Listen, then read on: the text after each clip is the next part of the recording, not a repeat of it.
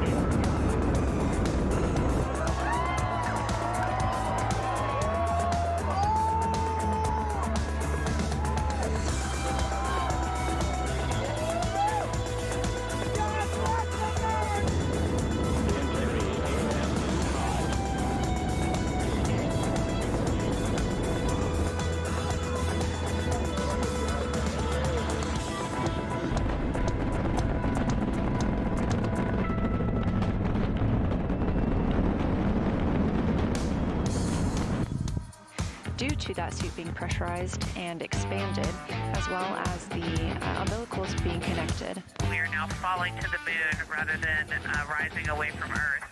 It is an amazing milestone. We are standing by for the Integrity crew aboard Orion to surpass the Apollo 13 record. Integrity, we're now resuming operational audio contact.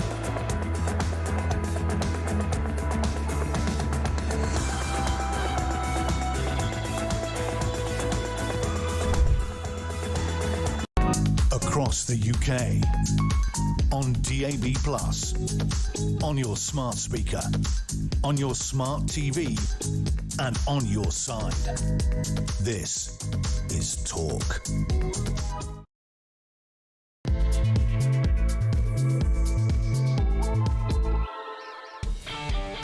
And good morning. It's Ian Collins in for Jeremy Kyle. It's another week. And the news agenda keeps on building. It's D-Day for Keir Starmer today. The Prime Minister will face the House of Commons for the latest instalments of who knew what, when, why and how. He will clarify that he didn't mislead Parliament, why he apparently was the last to know something of such importance. Will he today do the noble thing and resign? Get yourself a big bucket of popcorn and a foot-long hot dog. The curtain goes up later today. Meanwhile, the shocks are circling. Angela Rayner and Andy Burnham are on manoeuvres. They apparently held a secret summit on Friday, no doubt in Salford's Nando's, and never seen anything like it, apparently. Clearly, they were on manoeuvres for the path to power, or more probably when Starmer will, of course, walk that plank. Reform's Lena Cunningham joins us later. She's back to take your questions.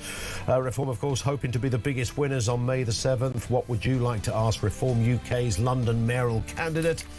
And have you got a food intolerance? Do chips bring you out in a rash? Does sugar send your head into a spin and have you howling at the moon? Or does broccoli give you a compelling urge to want to start gnawing your own elbows? If so, you could be in for a windfall. The number of people getting disability benefits for food intolerance has risen by 500%. Well, what do you make of public loos, by the way? Do you know there's only one public loo for every 15,000 of us? You wouldn't want to be the 15,000th, would you, in that loo? I'm just pointing that out. Details to come. Everything you need to know, all the breaking news right here on Talk. 0344 499 1000. Poppy Coburn is back with us from The Telegraph. How you doing? Very good. How are you? Good. It's a big day. It is indeed. It's a big day. It's an exciting day. We live for these kind of days, I was going to Poppy. say, no one likes the Monday morning feeling, but I bet that Keir Starmer has probably got the worst case of Monday morning scaries in the history of I was thinking British this, politics. coming into work at about kind of 5 o'clock, I was just imagining right now in number 10, Starmer's in the bathroom looking in the mirror going, I did not mislead Parliament. He'll be going through all the lines. Yeah, I mean... I was the last to know. The problem is that, and you can see it in his face, he knows that we don't believe it. Yeah. He knows that his own party don't believe it. When I was literally listening to, you know, some of his backbench MPs over the weekend, and even they were going, well, I'm not going to defend it. They can't defend their own leader because they know how ridiculous it looks. But the whole thing looks ridiculous.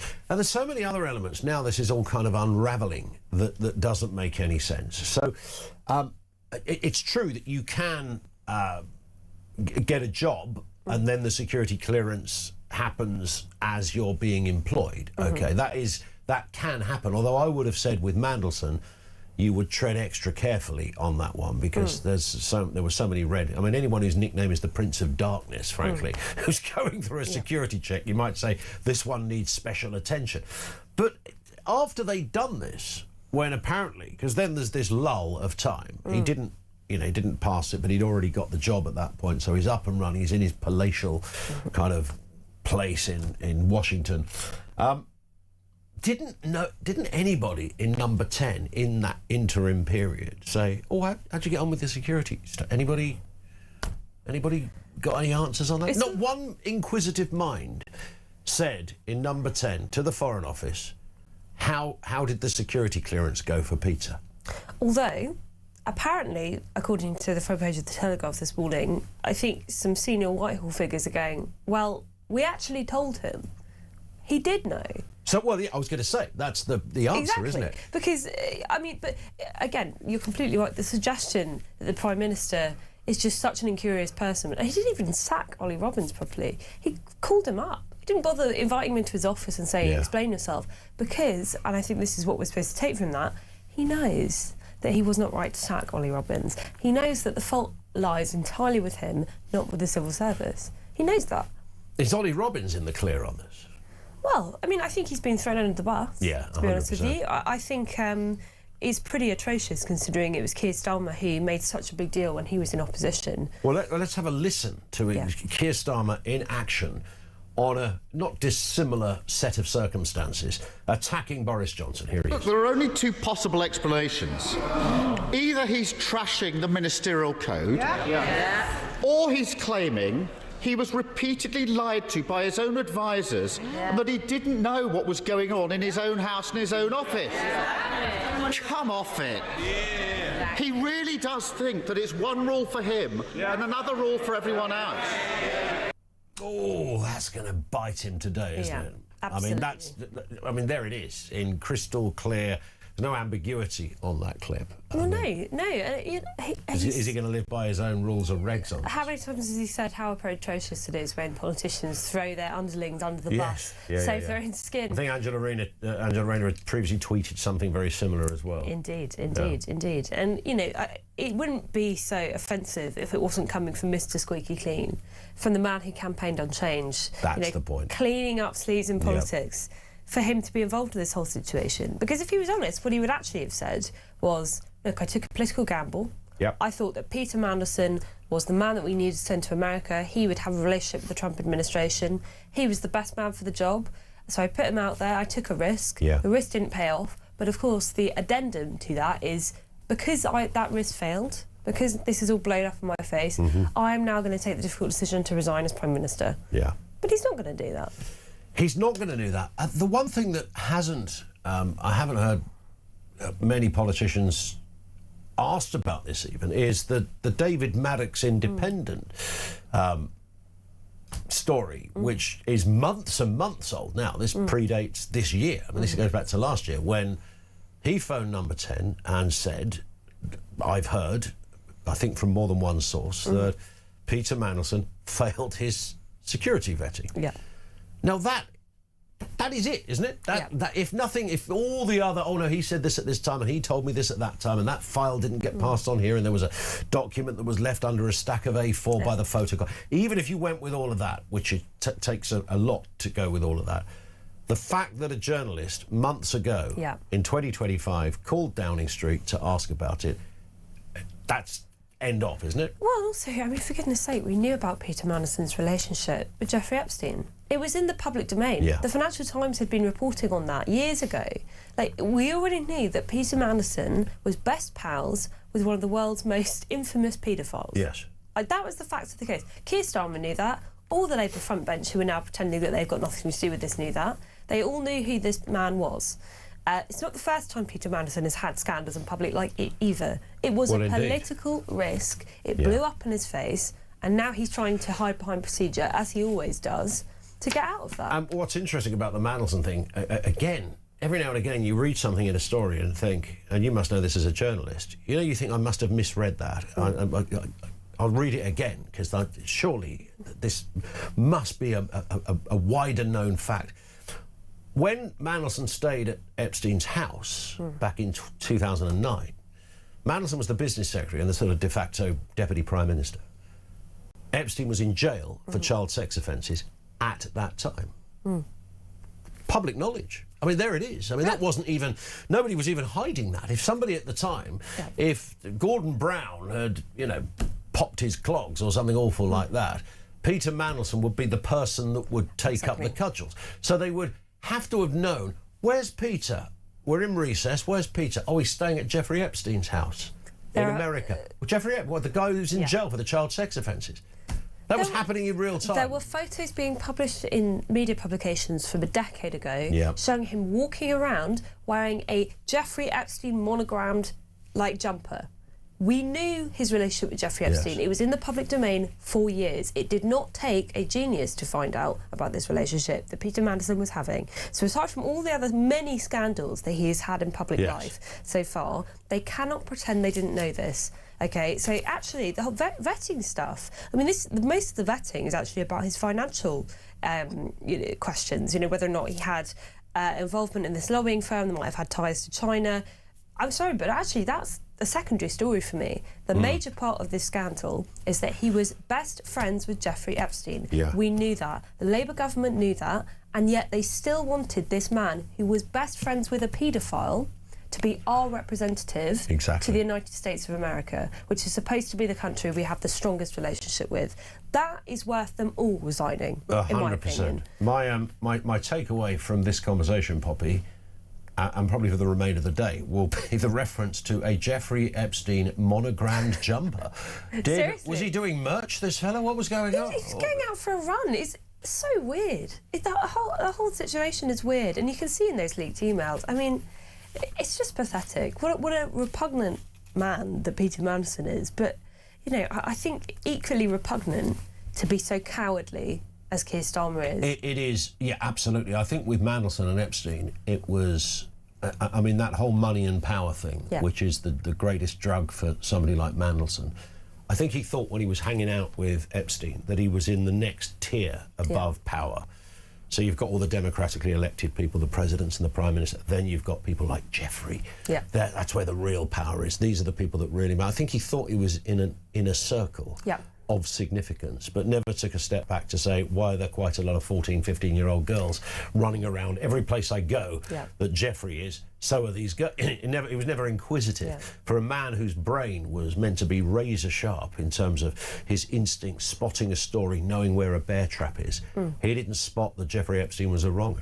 No, I'm sure he found the whole thing very intoxicating, didn't he? Completely.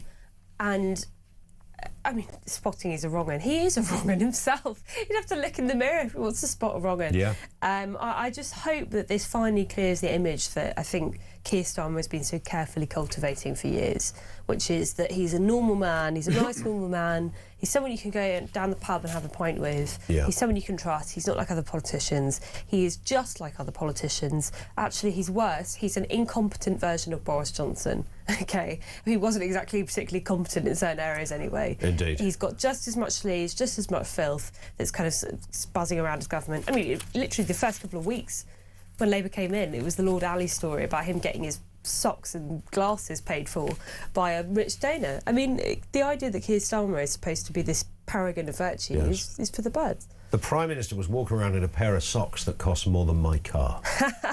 It's just worth putting that out there. I don't know what they were made of or who the hell made them, but these were... he was wearing clobber that was, you know, up there, wasn't it? Yeah, he was. Even his glasses, you know, whereas about £1,000's worth of glasses he was wearing. And again, it comes back to what we said last week. This was the party that came into power saying, we don't know people like the millionaires. They're not, you know, well, that's not us. That's what the Tories do. They hang around with all these rich old duffers. We're with the working people. And, of course, it was the antitheses of that. And that's continued ever since. And it culminates in all of this. Yesterday, of course, is Media Round Sunday for senior cabinet ministers. Liz Kendall was in the studios yesterday. And, of course, she was asked about this whole Mandelson debacle. Have a listen. If the Prime Minister had known that UK security vetting had not cleared him, the appointment would have been withdrawn. It wouldn't have mattered how close that was to the President's inauguration or any of that. That's easy to say that now. No, but I believe that because there is no way that the Prime Minister would have continued with it had he known the facts that he knows now. And you can say that now, but my question is here, when the Prime Minister stood up after months of controversy around this appointment, having promised the country he would get to the bottom of everything that happened, having been forced by opposition parties to say that he would publish everything, had he not bothered to check what had happened with his security clearance when he stood up and told the country that it had given him clearance for the role? And that's because he was given this, what's called developed vetting status. Well, you see, none of this, again, makes sense, Poppy, because even if you wanted to give Starmer the benefit of the doubt and say that, you know, the only person in the entirety of Whitehall was Ollie Robbins, the security people are these kind of correctly, you know, unnamed characters that do this work in the background. It's nothing to do with them. They did their job. So Ollie Robbins was the only person in the whole building, in the whole postcode of Whitehall, that had this bit of information. Even if that was the case, come the firing of Peter Mandelson, at that point, when Starmer had stood up and said, you know, he went through all the checks and all that, at that point, wouldn't you, if you were the chief to the Prime Minister, have called Ollie Robbins into Downing Street and said, look, take me through every single moment here. I want to go day by day what you knew, because the Prime Minister's about to go out and tell Parliament. He's going to sit in TV and radio studios, tell me everything. So even at that point, when Starmer was telling us he lied and lied and lied again, I think was the phrase that Starmer used. He passed all the necessary vet, all of this stuff. Nobody was inquisitive enough to ask for the fuller details. And the Foreign Office, Ollie Robbins included, did not say, oh, I think the Prime Minister should know that this happened. It's also not good enough for a Prime Minister to say, oh, I was lied to. Oh, well, Peter Mandelson's obviously never lied to anyone before, so I guess you just took him at face value. Yes. It's a question of judgment. If you're the Prime Minister of the United Kingdom, I need to believe that you've got better judgment than you and I, OK? Because you're supposed to be operating on a higher level. You're supposed to take these calls, and when you get them wrong, if you get them wrong in a way as extraordinarily embarrassing as this one, then you resign, you stand down. And I think in the case of Keir Starmer, it is not the first time that he's just pleaded ignorance. Well, that's not good enough. Either you're stupid or you're lying. In either case, you shouldn't be our Prime Minister. I don't really understand why he thinks that pretending that he knows nothing about what people are actually doing behind the scenes in Number 10 actually, you know, makes him look better. It makes him look much worse. Of course it does. There is a quirk in our system of security clearance. If you're an elected official, if you're a minister or whatever, you don't have to go through the security clearance. So David Lammy, you can get elected as an MP on a Monday, become the Foreign Secretary on a Tuesday, and by Wednesday you've got full top-tier security clearance without any checks being done, because you're elected. But if you're a civil servant, and of course the ambassador role is a civil servant position, you do have to go through it. So did the Foreign Office work on the basis that, well, this is Mandelson, he's already been in government for years back in the day, so he's you know, familiar with the process of... So did they treat him lighter in that respect? And was it because it was a political appointment that they kind of chose to ignore something as sensitive and as crucial and important as security when it comes to countries like China and Russia? Yeah, I mean, the argument would then be, again, still a political one, which is that they were so desperate to get him into position because they thought that we so desperately needed to have Peter Mandelson talking with the Trump administration, which actually turned out to be a disaster, as you can find out. If you talk to any diplomats, who will say Karen Pierce was brilliant, Peter Mandelson was completely considered to be the wrong person to be in the role by the Americans, but there you go. But it all comes back to Keir Starmer's judgment again. Because if it was a political decision to rush him through that process, because we needed him so desperately in that role, then the buck stops with him. Were they seduced by the fact, just briefly, Poppy, by the fact that it was a Trump administration and they thought Mandelson has actually got some commonality with Trump in the sense that they've both been mentioned in this Epstein thing? Neither, by the way, have been convicted of anything in that respect. But did they think there was they needed a kind of bit of a mischievous character to be their contact to the Oval Office? I was in Washington during the inauguration, and I was speaking to some people who were working, you know, in diplomatic affairs, and every single one of them said to me, "This is a terrible appointment. Why have you put this sleazy person in this job?" Really? They were appalled that he was put into that role. So. This comes in from Keith, who says, we all know why Starmer didn't come to the House of Commons last Wednesday to answer questions. He's now had 6 days to work out what weasel lawyer words to say so he doesn't get caught lying on Monday. Yes, I mean, that would have been, apparently found out last Tuesday, should have really addressed the House of Commons immediately, you might have thought, an issue so urgent, but he didn't. But as Keith rightly points out, he's had nearly a week now to kind of hone in on a major in what he's going to say. Yeah, he's coming up with it. They've spent the whole weekend at Chequers doing exactly this. Poppy is with us. Your comments on the way as well. 0344 499 1000. You can drop us a voice note there as well. We're discussing everything Starmer related. There's other stuff on the agenda as well. Food intolerances. I'll come back to that with Poppy in just a second, because apparently if you have a food intolerance, then you could be in for a bit of a bumper payday. Because we learned today that disability claims for those who've got a food intolerance have risen, disability claims, by 500% because you're allergic to carrots or something similar. 0344 499 1000, message 87222. This is Talk.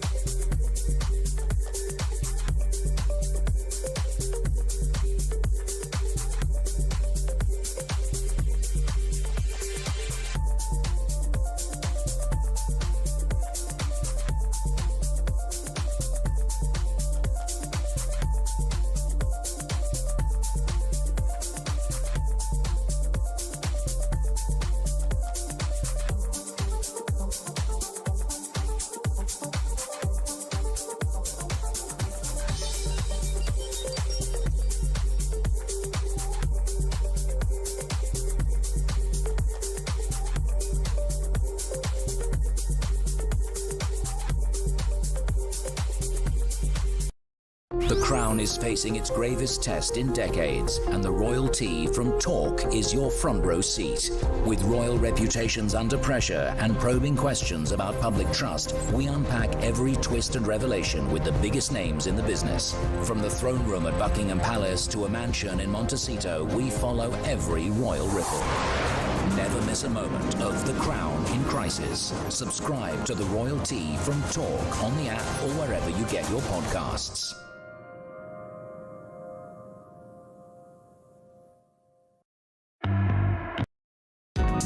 across the UK. On DAB+, on your smart speaker, on your smart TV, and on your side. This is Talk. Morning, 25 minutes after 6 o'clock. It is Talk Breakfast. This is Ian Collins for the remainder of this week in for Jeremy Kyle. We're talking all things Starmer related. Why would we not be? Today is D-Day for the Prime Minister. Let's get a voice note on this. Comes from Ian. Morning, Ian. Good morning, Ian. Good morning, Pops. Ian from Unferth. It seems quite clear that our Prime Minister has been very closely wedded to the term plausible deniability throughout his whole career.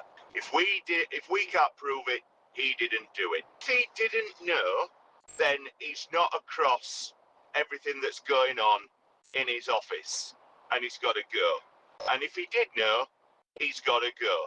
But what do I know? I'm only a wagon driver. Anyway, looking forward to this week. It's going to be one hell of a watch. Get your popcorn out, and remember, Ian, or should I say, never forget, you're worse than Jeremy Kyle. Good morning. That was reference a cracking call we had with Lord Fawkes on Friday, who was absolutely bonkers. And it just turned into a stupid row with him, which sort of culminated, I think twice he said, "You're worse than Jeremy Kyle." That's very I mean, how dare he? Because Jezza had previously had a row with him as well. So he's got form, Fawkesy. He wasn't a happy man. He didn't like the fact we had Dan Hodges on. He called Dan some kind of right-wing establishment mouthpiece or something like that. I don't think you called Dan Hodges some extreme right-winger. I wouldn't say that, in no. a million years. But actually, when Ian there just said, and don't use the word only in front of the word truck driver. You guys are the backbone of shifting gear around. That's the wrong term, isn't it? But you take the point of shifting. Well, all sorts of things around this country. Plausible deniability. Great point that. If you were in a courtroom this afternoon with this case as it stands, then Starmer could win that case because of plausible deniability. Well, he's a lawyer. Yeah, he but knows how to you'd be win saying on to the jury, technicalities. you'd be saying to the jury, can you 100% beyond any shadow of a doubt say that it wasn't possible that Keir Starmer didn't know? And the jury would go, well, no, because it was possible. So he'd get a not guilty. Well, he's using that, as Ian said. But he's unlucky because it turns out that he's not in a courtroom. He's in the court of public opinion. And ignorance is not a defence. Yeah, and, funnily enough, in a month's time, people are going to be, showing what they think of the Prime Minister.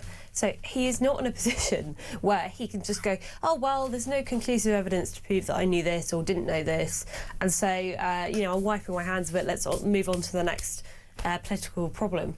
Like, no, I'm sorry. You have destroyed people's trust in you. You're not going to be able to get that back. This isn't one case. This is your entire leadership. Yes. This is unfortunately just 1 week amongst many weeks of failure. Every one would assume he's going to make a statement, and that will be followed by questions. Now, Kemi, what's Kemi Badenoch got to do out the traps on this one? What's going to be her first line of attack? Is it going to be very simple? Is it going to be, is the Prime Minister clearly, just to clarify, is the Prime Minister literally telling us he knew nothing about this at all until literally 6 days ago? She shouldn't accuse him of lying because she'll be forced to retract it. Yeah. What she should do is copy his strategy of forensic questioning. She should just ask him over and over and over again very detailed questions about what he knew, what he did, how he responded to the answers that he was getting from people like Ollie Robbins, and she should ask it over and over again because he looks flustered. I don't know if you've been seeing him the last couple of weeks. He's looked completely exhausted. Totally. I can see him snapping. I really can. So I think she should keep her cool, resist the temptation to go straight for the throat.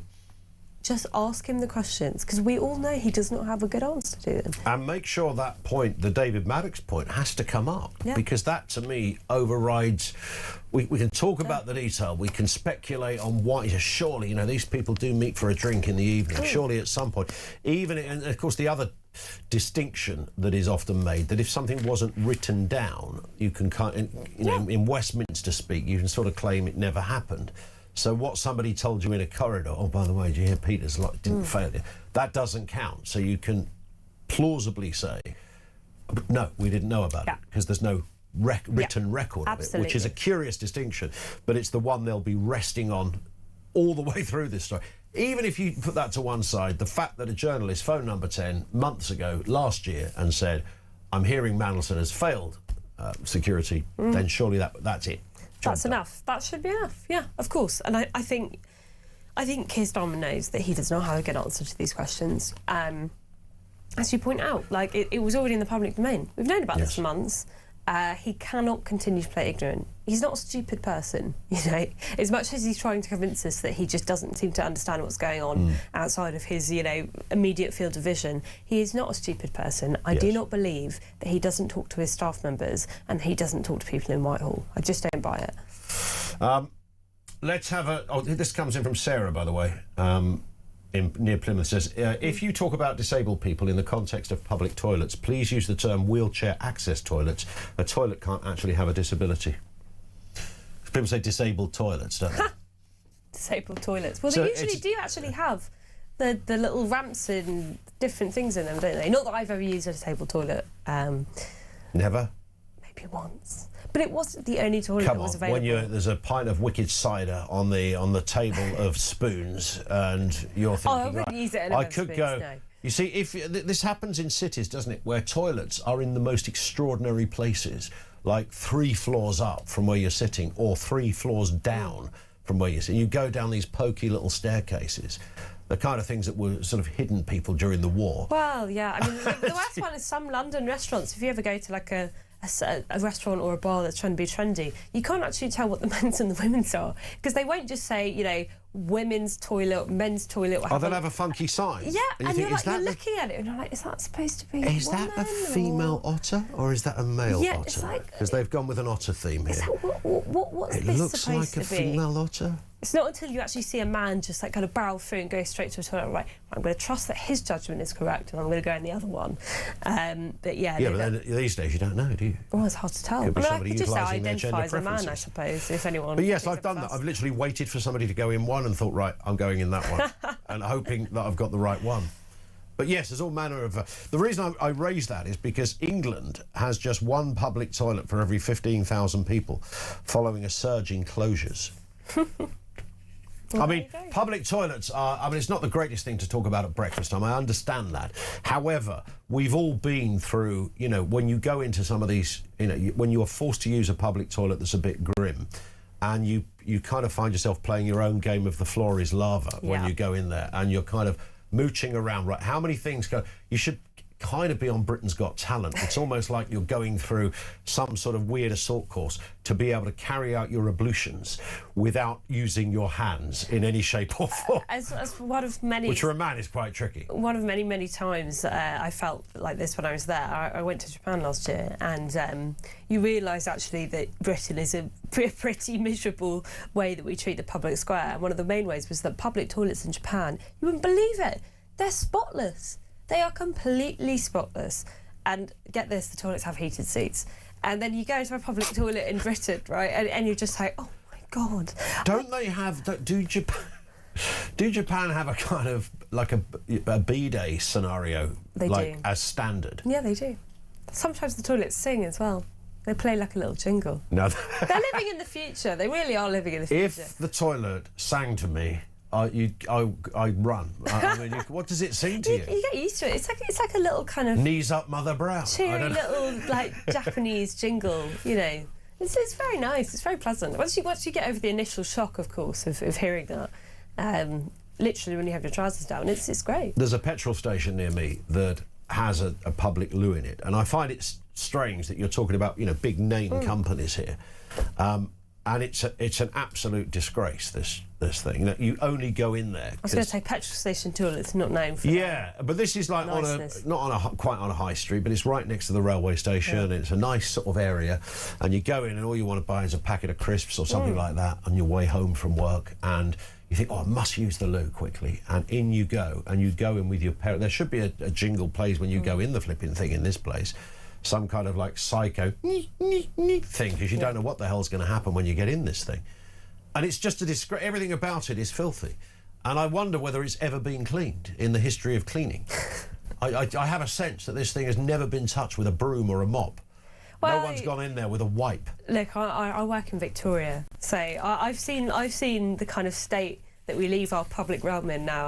I haven't actually ever dared to go to the public toilets at Victoria Station because it's bad enough looking at the outside. You know, this is stuff I see on a daily basis. Because you don't want unbelievable. Also, I mean, the detail of this, you don't want your trousers, if you're sitting down, you don't want your trousers to touch the floor as well. Oh, God. So you're attempting to hold up, you know, I've got the belt in my mouth, like that, sort of, you know, and you're trying not... You don't want anything to happen, and you're using your elbows to turn taps on. It's like that scene from Train Spotting, isn't it? Like the public toilets. They have special lighting in some of those toilets as well, for obvious reasons. It's a little bit grim. Maybe there's a job as a toilet attendant for our Prime Minister who could resign today. Maybe that's going to be his next port of call. Is he going to resign today, though, Poppy? No. We know he's not. No, he's not.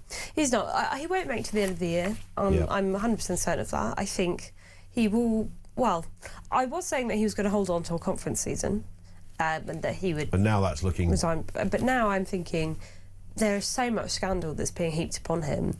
Yeah. I do not believe after the results of the elections in May that he is going to be able to hold on, because I think, you know, what happens after your party has the May elections is you're asked to explain how you're going to do things differently. If you do badly, of course. Yeah, you know, how are you going to change? How are you going to reset?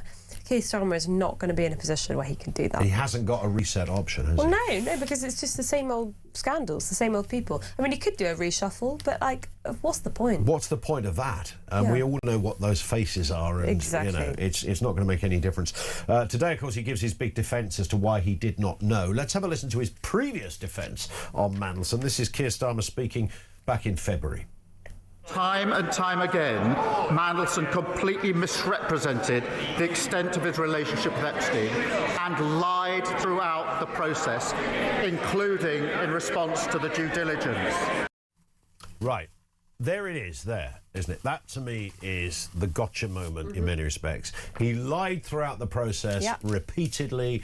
So at that point, you have to assume Keir Starmer had sat down with somebody who'd taken him through various elements of the appointing process of Mandelson, and they had established that he lied and lied about the process time and time again. He went through the process and he lied. So at no point in whatever discussion Starmer had and with whoever he had it with, at no point did someone say, oh, he even failed his security.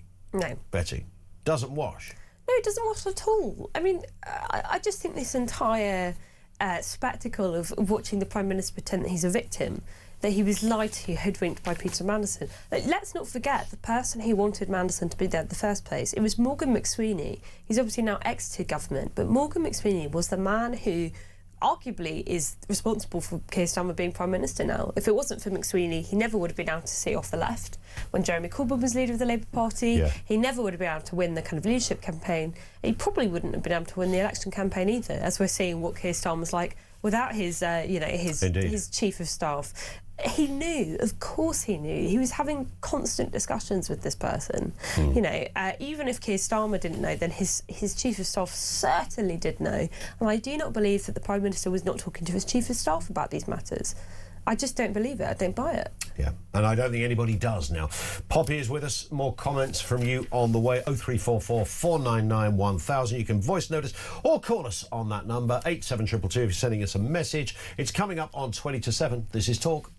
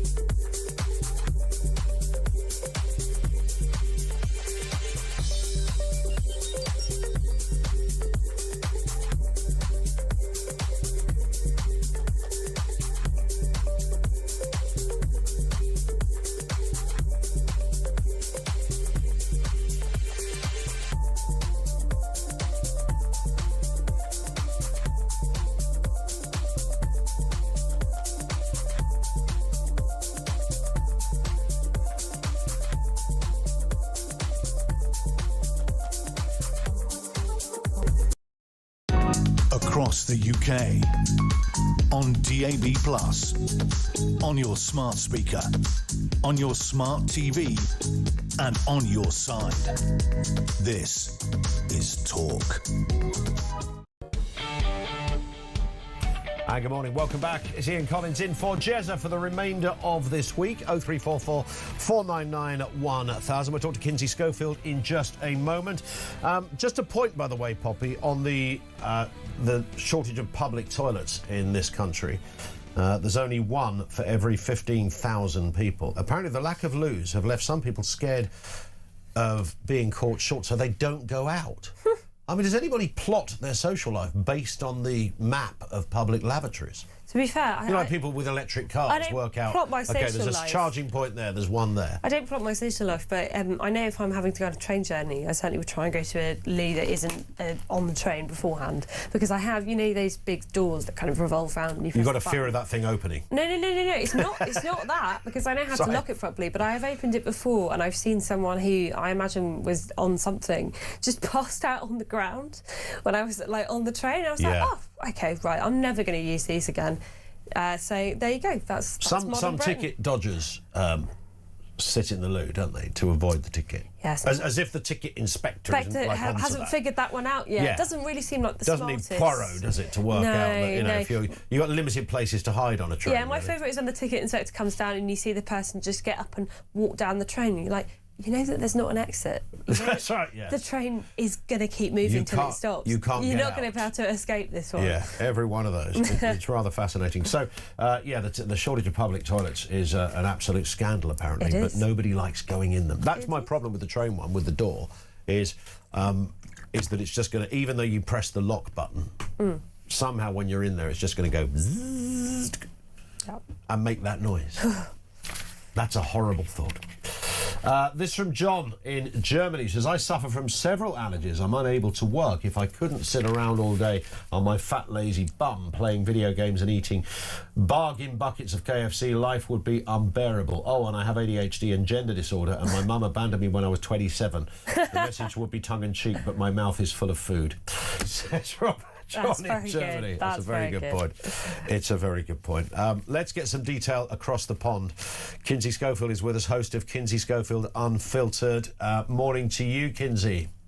Ian, I just want you to know that I have managed to hold my pee the entire flight from LA to London because I don't trust public restrooms. So I understand this debate that you're dealing with over there. First, even in business class as you travel, Kinsey? Oh, right. You know, we have the same boss. You know I'm shoved in the back in economy. Yeah. Are you? Okay. So, the point about it that you just raised, actually, that always gets me is, why do Americans call toilets restrooms?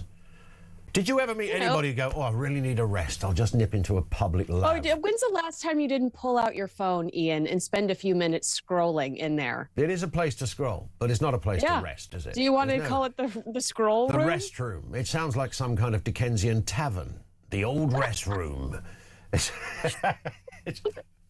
Really? It's a tavern you could find me in, Ian. Anytime, yeah, but not on an aeroplane, as it turns out. So, because there is something quite awful, isn't there, about when the seatbelt sign goes off and suddenly there's a queue. There's about 27 people. You're in the aisle, you're reading your book or whatever, and you can see the queue and think, right, if I'm going to go in there, I'm going in there after 27 other people. You're right. Yeah, that's really just completely unappealing to me. Yeah, it's completely unappealing. And you do wonder, without getting into too much detail, what the heck do some people do in there? They're in there forever. It's like, be aware that there are 27 other people behind you that want to use this thing. Goodness me. 61% of Brits believe Harry and Meghan should not be allowed to use their Sussex titles for commercial or personal advantage. I mean, as if they would, Kinsey. Well, I'd love to know what you and Poppy think about this, because you are both Brits, but we did see a lot of this during their Australian tour.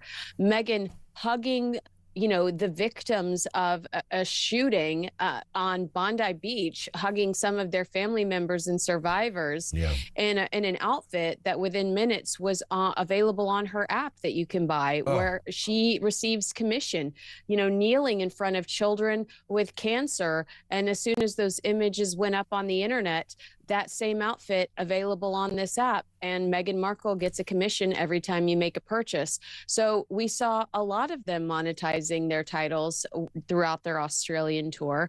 But you know, you're there, Poppy's there. I'd be very curious to know where you land on this, because you know, these are your titles. They're not our titles in the States. We think it's why are their children prince and princess? We don't have that here. Yeah, I mean, that's true, Poppy, isn't it? That they are, Harry and Meghan's kids have royal titles. And it is extraordinary. Essentially, these are now members of the public.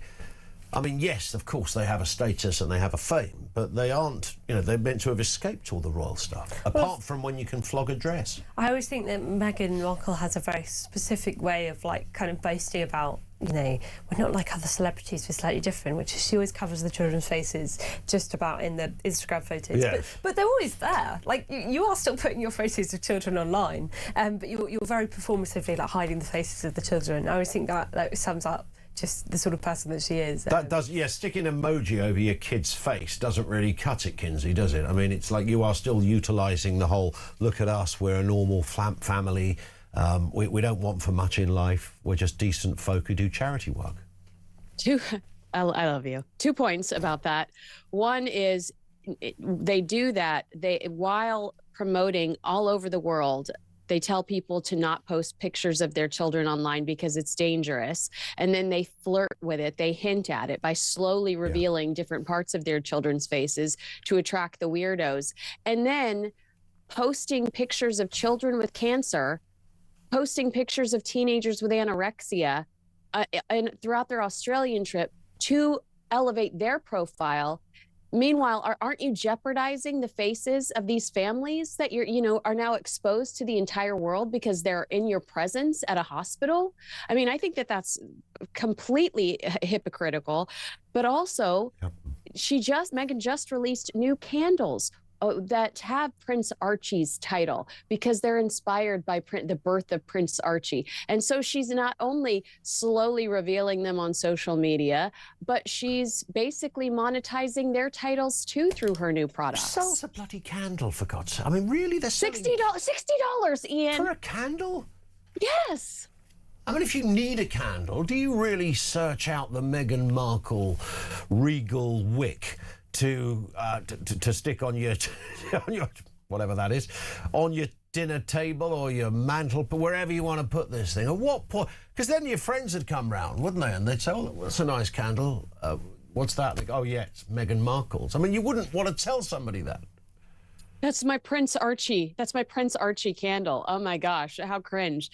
No, exactly. And I'm a girl's girl. I'm a shopaholic, and I'm at I think you guys call it TK Maxx. I'm in the TK Maxx candle aisle looking for the candle that might have originally been $30, but I'm getting it for $70, or I'm getting it for $7.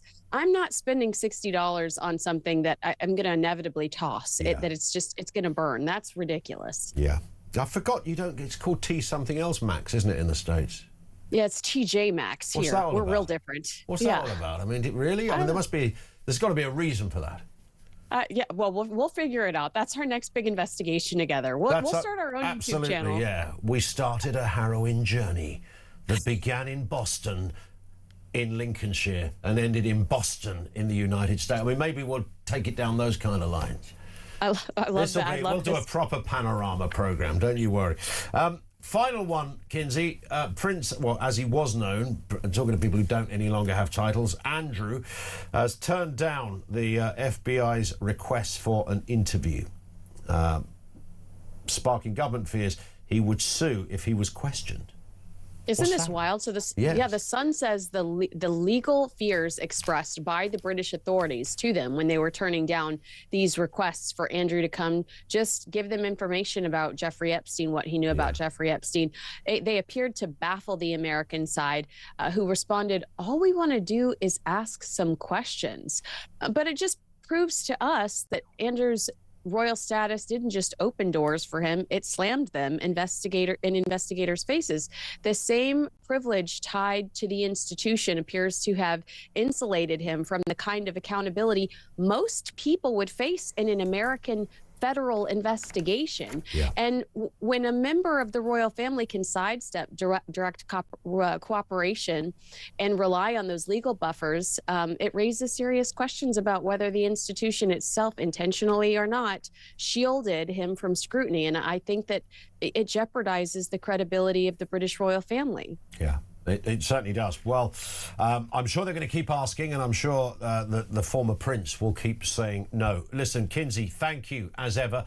We'll speak tomorrow. Kinsey Schofield, host of Kinsey Schofield Unfiltered, with us on the programme. Poppy Coburn is still with us, assistant comment editor over there at the Daily Telegraph. We're talking all things, well, everything from public toilets to Keir Starmer. What an interesting combination. Didn't think about that when you woke up this morning, did you, Poppy? I did not. We take some curious turns. What's more on this unpleasant to think about? That's a very good point. That's a very good point. Mark says on that point, why bother having sinks inside toilets at all, as most people don't wash their hands, and touching the door handle or bar to leave the carsey. Have hand cleanser outside the loo, for goodness sake. I carry those, you know, those tiny little bottles of hand cleanser. Yeah. I couldn't remember the name then. Hand sanitizer, that's the one. I carry those around with me. When people say that they don't wash their hands after going to the toilet, this is precisely why I'm always obsessively cleansing my hands when I get on and off the tube, because there's always someone that sneezes, puts their hand on the. I know. Oh God, I know, and it's even worse. You know, the idea that when you're touching the. Does this I happen? use my elbow. Does this happen in the ladies' loos? The I hope not. The over keen hand washer, where you get a bloke who's cleaning his hands like he's about to carry out surgery. He's got sleeves rolled right up to doing his elbows, he's got the arms going, he's up there like this. Before in my life. Matt, what are you doing in there, man? He looks like he's just changed a tyre or something. How dirty do you think you are? I have never ever seen That's more annoying than people not washing their hands at all. Well, I'm not. I don't know. I mean, I always have seen that the men's lees were pretty grim, to be honest with you. Not what I've ever been in one. It depends where you Maybe go. That's being but sexist, yes, I think, well, every time I say that, there is usually a female that counters it and says, oh, some of the ladies aren't great either. But yeah, men's loos can be pretty horrid places. Yeah. They're not, although the graffiti can be interesting on the doors. We were talking about this in the office. Every now and again, you get, like, especially on a service station somewhere, someone's just written their phone number on the wall. It's like, what are they expecting to happen here? Well, yeah, I assume they're not calling up for a friendly chat. That's... Just say, Mick, 06492, and then there'll be a number. You think, what? And how does that work? How does that play out? Does somebody ring the number and say, hi, Mick? Oh, I saw you in the service station over the M12. I just saw your number. I thought I'd give you a call. What? My favourite is, I can only assume that we're being too harsh on men who identify as women wanting to go to the ladies' toilet. Have you just considered that they think the ladies' lees are nicer? Is that really the whole reason they're doing all of this? Wouldn't they're putting that the be wig great on and the dress. If Stonewall just came out and went, all right, OK, we've been rumbled. It was all about the niceness of the loos. Better wallpaper, softer tissue. No graffiti. Always soap. People wash their hands. Mick doesn't leave his phone number on the wall. You know, it might have just been as simple as that. Stay with us, Poppy. More to come. Lots of comment from you. Let's get another voice note on Keir Starmer. This comes from Pete. Morning, Pete. Keir Starmer, old Feathers the Penguin, the man who is dead behind the eyes. Nothing there, is just reading out the speeches that seem to be written 10 hours before, and he's got nothing to ad-lib on except for caught out yet again. He won't resign, he's too arrogant for that, but it's just lie after lie after lie. In fact, I don't think the man knows now how to tell the truth. He's ruined our relationship with the Americans. The man is the worst Prime Minister this country has ever had, and he should leave office.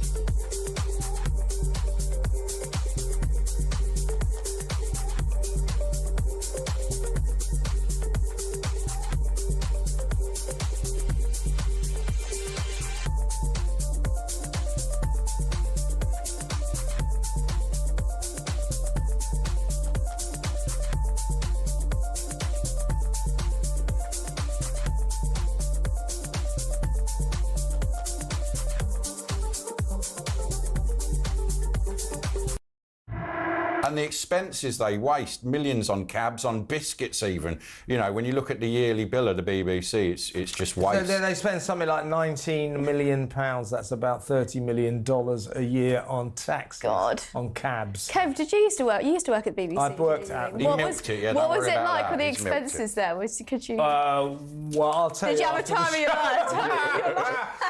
No, it is a licence to print personal money. I'll tell you that.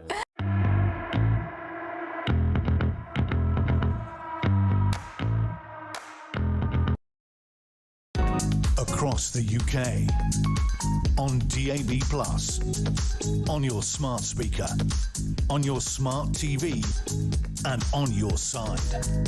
This is Talk. It is Talk 0344 499 1000. Let's get a voice note on Keir Starmer. This comes from Nick. Morning to you, Nick. Morning, Ian. It's Nick from Loughborough. I think it's high time in Parliament, in the face of such fearsome and justified opprobrium towards the worst Prime Minister in history, that the protocol where MPs can't call somebody a liar is abandoned, and they should all grow the cojones to say to the Speaker, Mr. Hoyle, this man is a liar. It's a good point. That the sort of protocols that don't really serve purpose anymore. If somebody has what appears to be demonstrably lied, then why can't you call that out? I remember a couple of years ago, all the Labour backbenchers said the same thing about Boris Johnson. Yeah. They deserve to have a taste of their own medicine. I'm sorry, they were on their high horse a couple of years ago. What's changed? Well, why have we all now got to believe what the Prime Minister's saying? I don't buy it. What do you think about the toilets in Parliament? Because we're talking about public toilets. There's only one public loo for every 15,000 people. This is in England, so I don't know how Scotland, Wales, Northern Ireland fare on this one. Parliamentary loos are a bit nondescript, aren't they? There's not much, you know. There's not the ornateness that you associate with A golden toilet. Yeah, you'd want a bit more gold in there. Although I have heard, I think there was that very famous, it was probably something the Mail did a few years ago, someone went around with a swab, was swabbing all the toilets. And they picked up lots of Class A drugs, apparently, in the parliamentary toilets. So yeah. There you go. But yeah, no, you're right, they're very plain, very kind of normal. You'd expect them from like a GP surgery, actually, the ones in Parliament. Well, you've got the newer building, Portcullis House. They have obviously more modern loos there, and then you get into the old stuff where they're a bit more Victorian. Yeah.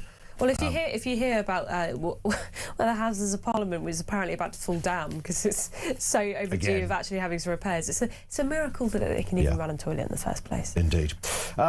So 30 seconds if we can, Poppy. How's this going to pan out later today? Keir Starmer addresses Parliament. Arguably, this is the appearance and performance of his career. Yeah, and I think, you know, keep an eye out for, does he actually answer the questions? Does he deflect?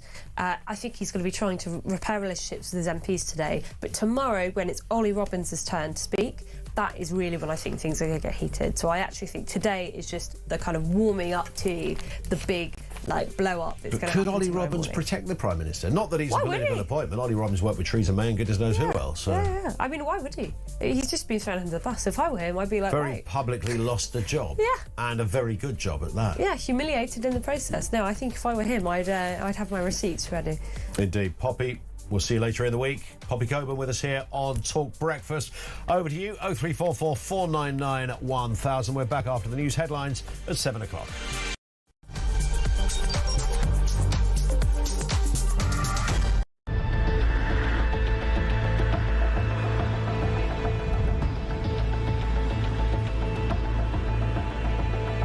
This is a scandal, as you say.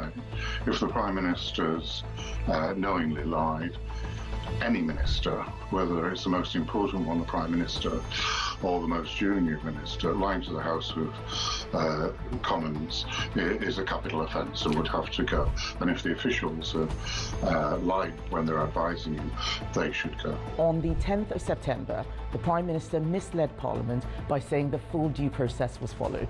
If Mandelson failed the security vetting, full due process was not followed. Misleading Parliament is a resigning offence. The Ambassador has repeatedly expressed his deep regret for his association with him. He's right to do so. I have confidence in him, and he's playing an important role in the UK-US relationship. It was clear that the Prime Minister wanted to make this appointment himself and had, therefore, I understand that the FCDO was informed of his decision and acted upon it, and via the Foreign Secretary sought and obtained the King's approval for the appointment. Even the expectation that Ollie Roberts felt quite comfortable, this is what we're being asked to believe. Yes. To hold back this information that he knew that he had that Mandelson had failed the vetting process, and that at no stage that it was necessary to tell the Prime Minister. It's unbelievable. So he either knew and lied on this issue, or he didn't know, and that's just as bad. Can the Prime Minister tell us, did the official security vetting he received mention Mandelson's ongoing relationship with the paedophile Jeffrey Epstein? So clear. Prime Minister. Yes, it did. The Prime Minister, in a big speech in Hastings, said very clearly that Mandelson had passed. He said in the House of Commons that the vetting had revealed an ongoing relationship with Jeffrey Epstein, but not the extent of it. So you've got the Prime Minister publicly saying that the vetting had been done and that he knew about it, and now claiming he didn't know about it, he didn't know there'd been a rejection. I think anybody who has been following the news over the past few months would have been surprised if Peter Mandelson had passed his vetting. The Prime Minister decided to appoint Peter Mandelson. The Prime Minister accepted that the process was going to be across the UK, on DAB+, on your smart speaker, on your smart TV, and on your side. This is Talk.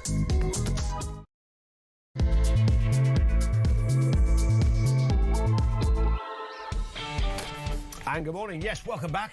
Ian Collins in for Jezza for the rest of this week. It is Talk Breakfast. We're absolutely crammed at this end with sizzling delights. What is going on in our country? It is D-Day, of course, for Keir Starmer. Today he'll face the House of Commons for the latest instalment of Who Knew What, When, How and Why. He will clarify that he did not mislead Parliament, why he was apparently the last to know something of such importance, and will he today do the noble thing and resign? Get yourself a big bucket of popcorn and a foot-long hot dog at the ready. The curtain goes up later today. We'll talk to Jack Elson in just a second on this. Meanwhile, the Sharks are indeed circling already. Angela Rayner and Andy Burnham are on the news. They apparently held a secret summit on Friday, no doubt in Salford's Nando's, which has never seen anything quite like it. Clearly, they are weeding the path to power, or more probably when Starmer walks the plank. What is going on there? Reform's Layla Cunningham joins us a little later. Back to take your questions. They're hoping, of course, to do big business on May the 7th. What would you like to ask Reform UK's mayoral candidate later in the programme? And have you got a food intolerance? Do chips bring you out in a rash? Does sugar even send you all giddy and get you howling at the moon, or broccoli give you a compelling urge to want to start gnawing your own face off? Well, if so, you could be in for a bit of a windfall. The number of people getting disability benefits for food intolerance has risen by 500%. Give us the food, give us the allergy, tell us what happens when you eat it or get near it. I mean, peanuts are the big one, obviously. That's dangerous stuff. We all get that. What else is going on in the food intolerance department? 0344 499 1000. Oh, yes, and we're short of public loos in this country. Thoughts on that as well? Not quite sure how we turn that into a debate, but you take the point. Lines are open, 0344 499 1000. You can voice note us there as well, or message 87222. This is Jack Elson, of course, political editor at The Sun, who's with us. Just gone 7 o'clock. Jack, good morning to you. Good morning, Ian. I have to say as well that the on your last point about the public loos in Parliament, we were just chatting with Poppy. In the new build areas in Portcullis House, they're okay, but in the actual Palace of Westminster, in this old Victorian building, let me tell you, the plumbing is something to be desired. Yes. Someone has to grapple with on a daily basis. Indeed, you're absolutely right. There's the Portcullis House bit is all right, still quite nice, and you know it looks very recently built, even though it is quite old now. But in relative terms, it's a new building.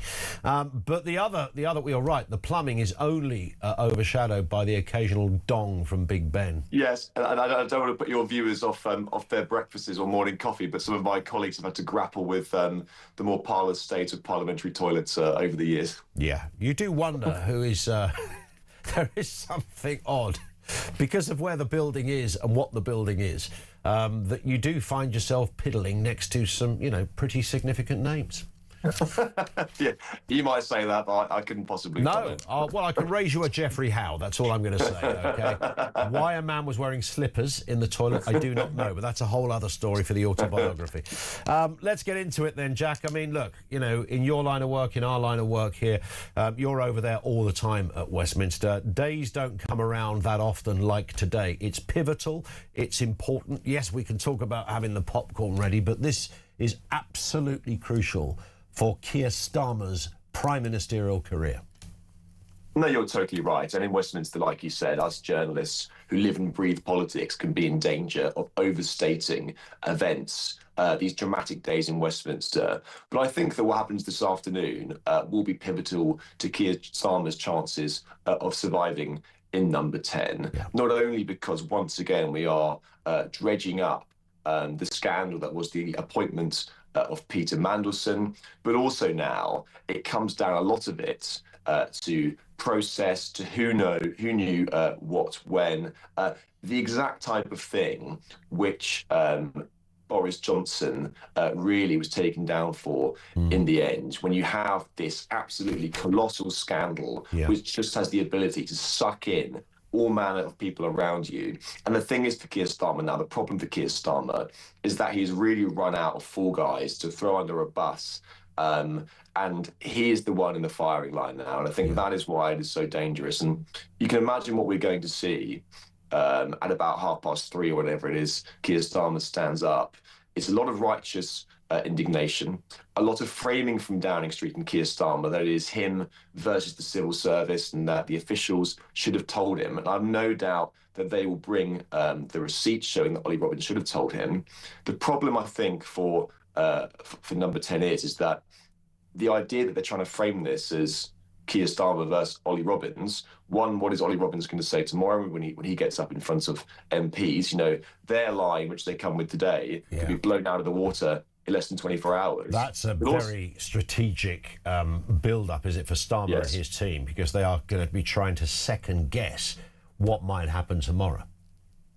You're totally right. And so their defence, they need to know, is absolutely watertight, so that Ollie Robbins doesn't come to the Foreign Affairs Select Committee tomorrow with a big bag of receipts and steamroller everything which they've just said, and then Keir Starmer is in danger of misleading Parliament. But also, Ian, I do think that there is a danger that the narrative which is building up here is one of Starmer and number 10 versus Ollie Robbins and the civil service, whereas actually, even if Keir Starmer can prove that Ollie Robbins could have told him about this, the questions which the public will ask will be, why were you, who's the leader of our country, so suspiciously incurious about asking these questions when they reared their head last month? You know, why did Keir Starmer, when he was going to the dispatch box for the House of Commons, not go, right, chaps, I'm going to be going to MPs now. This is one of the most serious scandals in modern history. I need to know that everything I'm about to say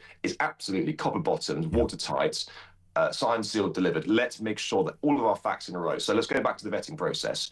Was it all done properly? Was it? And the fact that that hasn't been done speaks to the wider problem of the Prime Minister, which is that he seems to be a sort of a passenger in lots of the events. Well, indeed. Well, let's have a listen to Starmer in Parliament in February, because it's quite telling what he says in this clip. Here it is, Jack.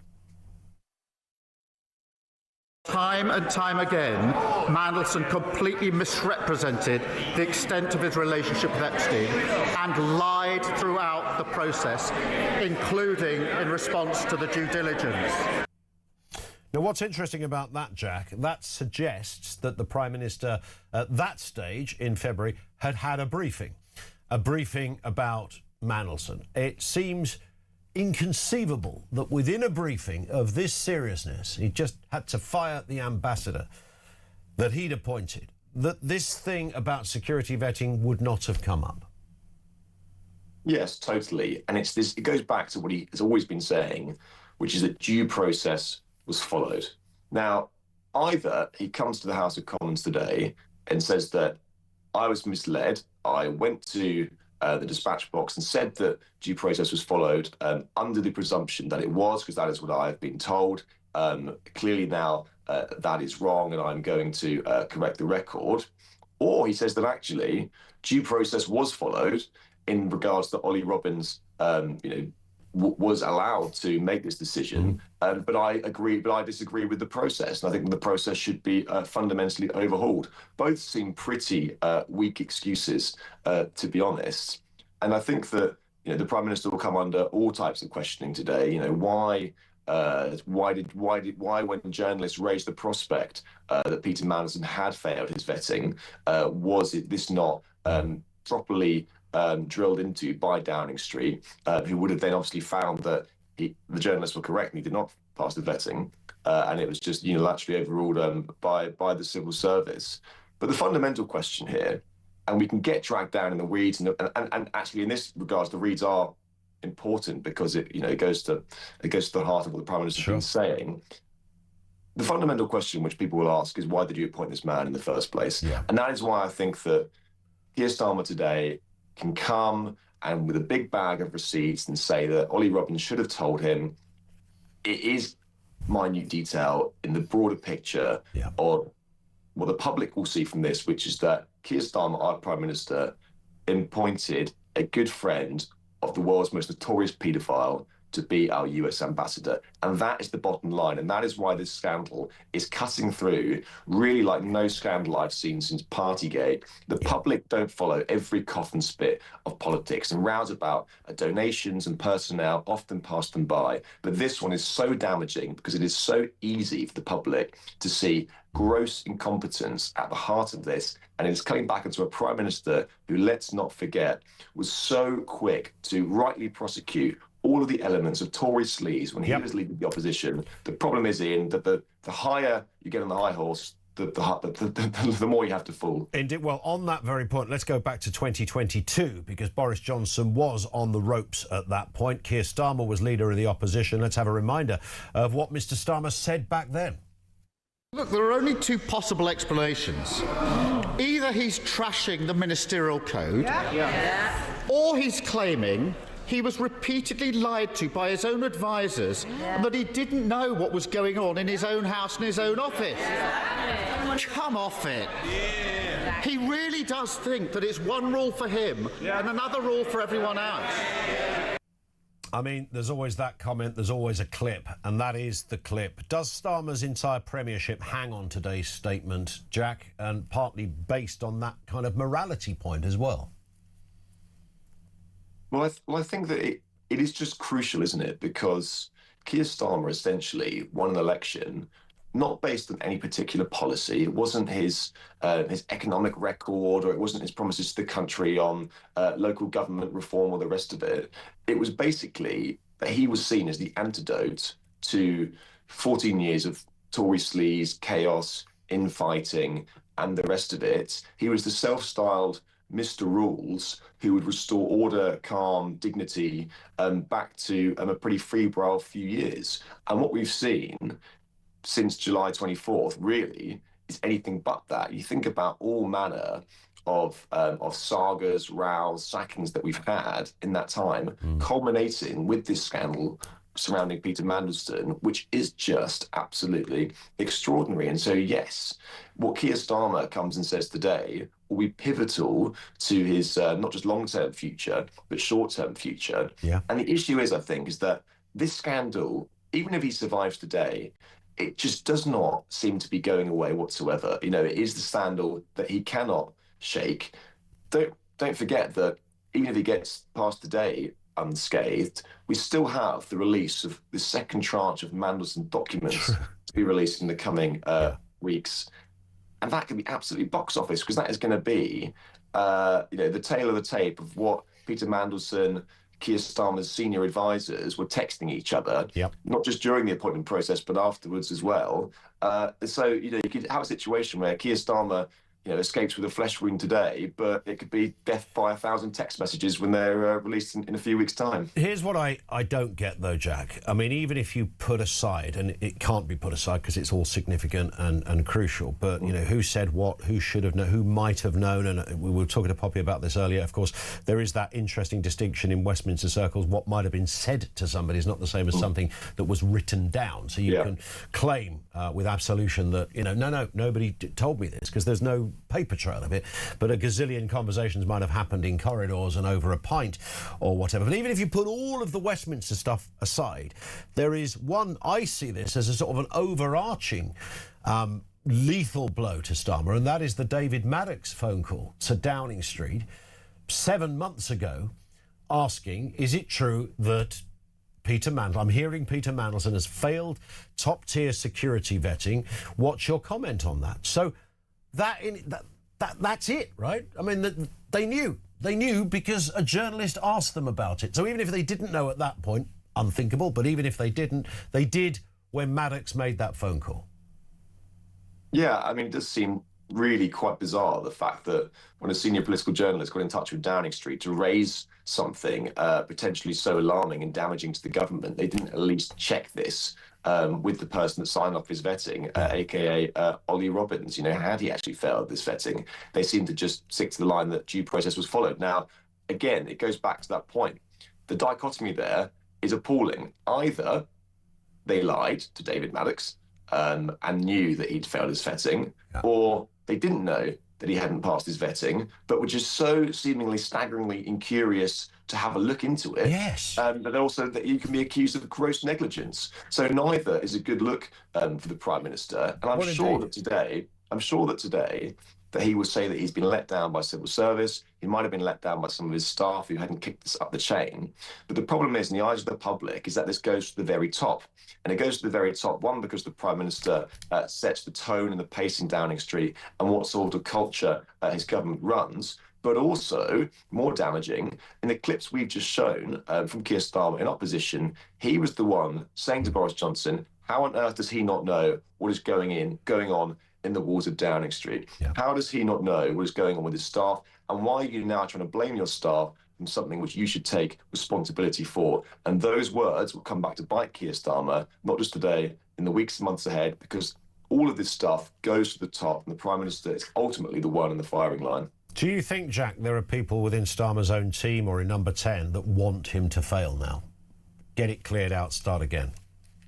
I don't think so, only because, most of them are loyal to Keir Starmer. The people who actually work with him inside Downing Street, they know really that their political careers also live and die with the Premier at the time. Often what you have is a big clear out of Number 10 staff when a new Prime Minister comes in, who then appoints their own people. And so, I do think that they are loyal to him. They are, we were speaking to them yesterday, they are bullish about today because they think that their receipts and the documents they have will disprove Ollie Robbins' argument that he couldn't have come and told them. In fact, last night what we saw, quite extraordinarily, was them preemptively publish legal advice which shows that civil servants can inform ministers of the results of vetting. So I'm sure that we'll see that argument played out today. I think the problem for them is that it is bigger than just a row between Starmer and a civil servant. It is about Keir Starmer's judgment in appointing Peter Mandelson in the first place, and then the subsequent comments that he made, which seemed to show a staggering lack of incompetence and curiosity. So he can survive today, in all probability, but can he survive after May the 7th, Jack? Final question. Do you know what? I actually think he will survive for a few, at least, months to come. Everyone knows that May the 7th is going to be a bloodbath for Labour. Clearly, that is going to hit home even more to MPs when they see their good friends, councillors, lose their seat in the hundreds and possibly thousands. I do think at the moment, though, there is not really a viable alternative to Keir Starmer, who the Labour Party want to bank on. If there was, they would have done it by now. Angela Rayner, Andy Burnham, Wes Streeting, all of them got their flaws in either being unpopular with the Parliamentary Party, the membership, the wider country, tax affairs. Andy Burnham doesn't even have a route back into Parliament at the moment. And so I would say for the time being, he probably limps on incredibly damaged. But, you know, the next tranche of Mandelson files that come out could be a real killer blow for him. Just very briefly, I mentioned it earlier, Angela Rayner and Andy Burnham apparently tucking into a Nando's in Salford. I just made the last bit up, but wherever it was they went, secret meetings taking place. There are several characters on manoeuvres right now, Jack. Yeah, and this is what we often see when prime ministers are on the ropes. We see orchestration, we see secret plots, sort of, you know, back smoky rooms is often is part of the course at this point. Listen, Andy Burnham and Angela Rayner, along with Wes Streeting in the mix, clearly breathing down Keir Starmer's neck to be his replacement. Whether or not those two manage to hatch out some sort of Gordon Brown, Tony Blair-esque compromise to unite the soft left of the party remains to be seen. But interesting times indeed. Indeed. Jack, have a great day. It's not going to be dull. We'll speak again very, very soon. Jack Elsom, he is, of course, political editor at The Sun. His ear is firmly to the ground on all of this. Later today, Starmer makes that appearance in Parliament. Ain't going to be dull. It's not going to be dull. Even if you don't normally follow politics, then be here on Talk. We'll have the entire thing covered throughout the course of the day. And, of course, the speech by the Prime Minister, followed by, it's the subsequent questions. I mean, we know what the speech is going to say. I didn't know, they didn't tell me, they should have told me, and no one, I was in the dark, and I was sucking my thumb in the corner of a room crying, and goodness knows what else he's going to say. But it's going to be those questions. Can the killer blow come from Kemi Badenoch? Will it be down to Ed Davey? Could Nigel Farage pitch up with that real curveball? Watch the entire thing. Everything covered right here on Talk. On the issue of Keir Starmer, let's get a voice note. This comes from Sean. Morning, Sean. Morning, Ian. Sean from Grimsby here. So the Prime Minister today is going to go to the Commons and set the record straight. Yet we already know everything that he's going to say. He's going to say, it wasn't my fault, it was somebody else's fault. I didn't know. We're going to have a full inquiry. No stone will be left unturned. We'll follow the process. Might throw in a bit of breakfast clubs and probably say something about reform. You know, in any other walk of life, in any other job, this man will be sacked for being an incompetent fool, and he should go quickly because he's absolutely terrible. Great show, Ian.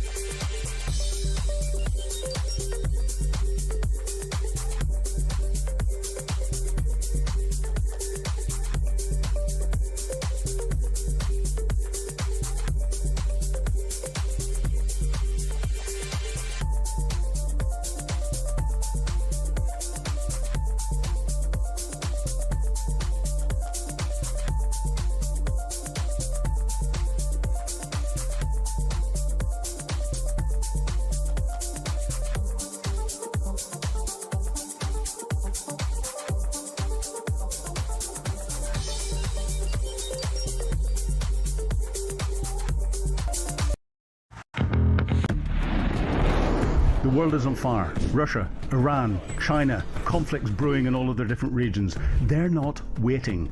But here in Britain, our armed forces are underfunded, they're undermanned, and they're underprepared. And nobody in government wants to talk about it. Well, we do. I'm Philip Ingram, and I spent my career in the world of intelligence, military planning, strategic planning, and unfortunately, conflict. This is Talk War, and this is where we analyse the conflicts shaping our world.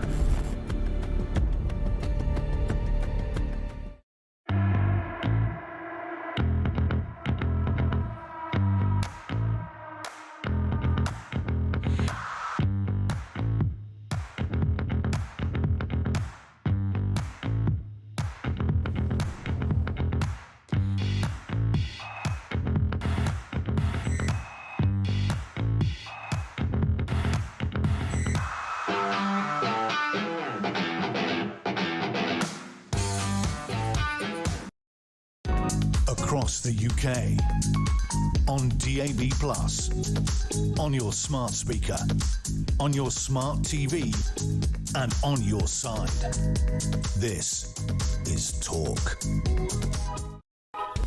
And good morning. Welcome back. 26 minutes after 7 o'clock. Ian Collins in for Jezza for the rest of this week. This comes from Angus' position, talking about food intolerances.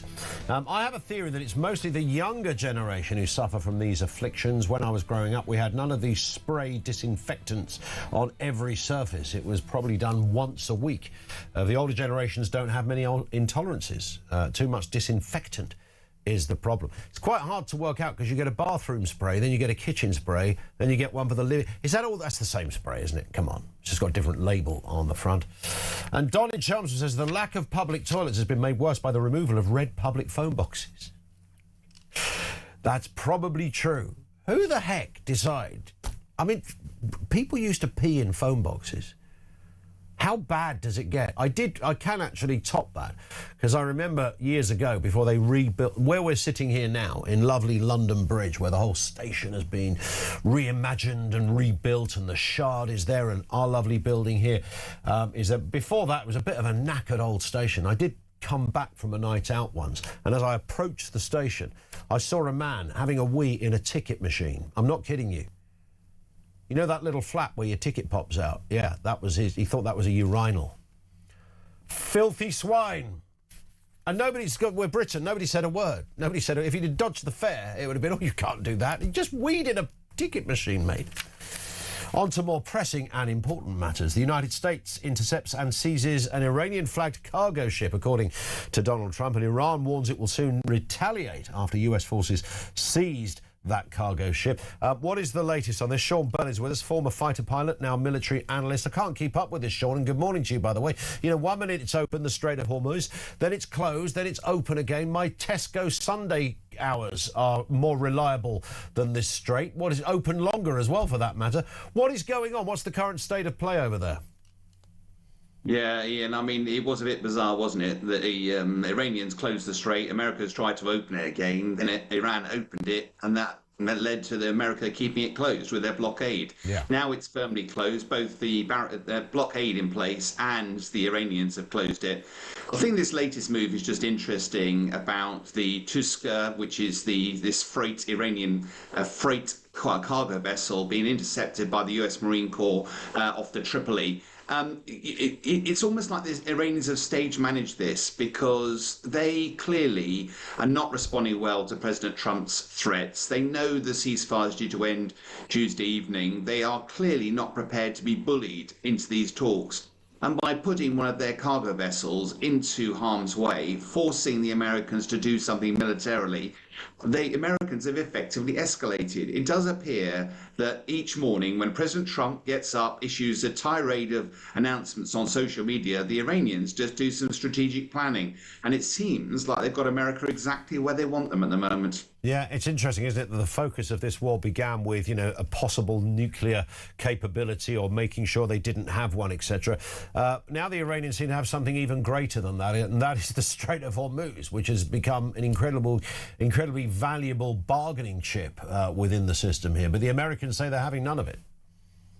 Yeah, I mean, the problem with the Strait of Hormuz is geographically it is very difficult to navigate if you've got a belligerent one side or the other. And despite the fact, I mean, I think history books have written, Ian, that despite America being a global superpower and the military operation has been conducted over Iran with devastating effect, there's no doubt that America has amazing military capability, decimated Iran's Army, Navy and Air Force. But Iran is not stupid. We used to war game this when I was in the military, and Iran's had 35 years to repair its defensive Strait of Hormuz, and that combination of Chinese ship missiles, drones, ballistic missiles, fast patrol boats packed full of explosives and mines means that even now, even after the hammering they've been taking, they still control the Strait of Hormuz and also potentially the Bab al-Mandab Straits across the other side of the water, which is another 25% of global shipping. And before we even get going, they've not yet really conducted interstate terrorism, which of course would actually take the war onto American soil. Yeah. So to be frank, it does feel like they've got a lot of cards, unlike what President Trump claimed.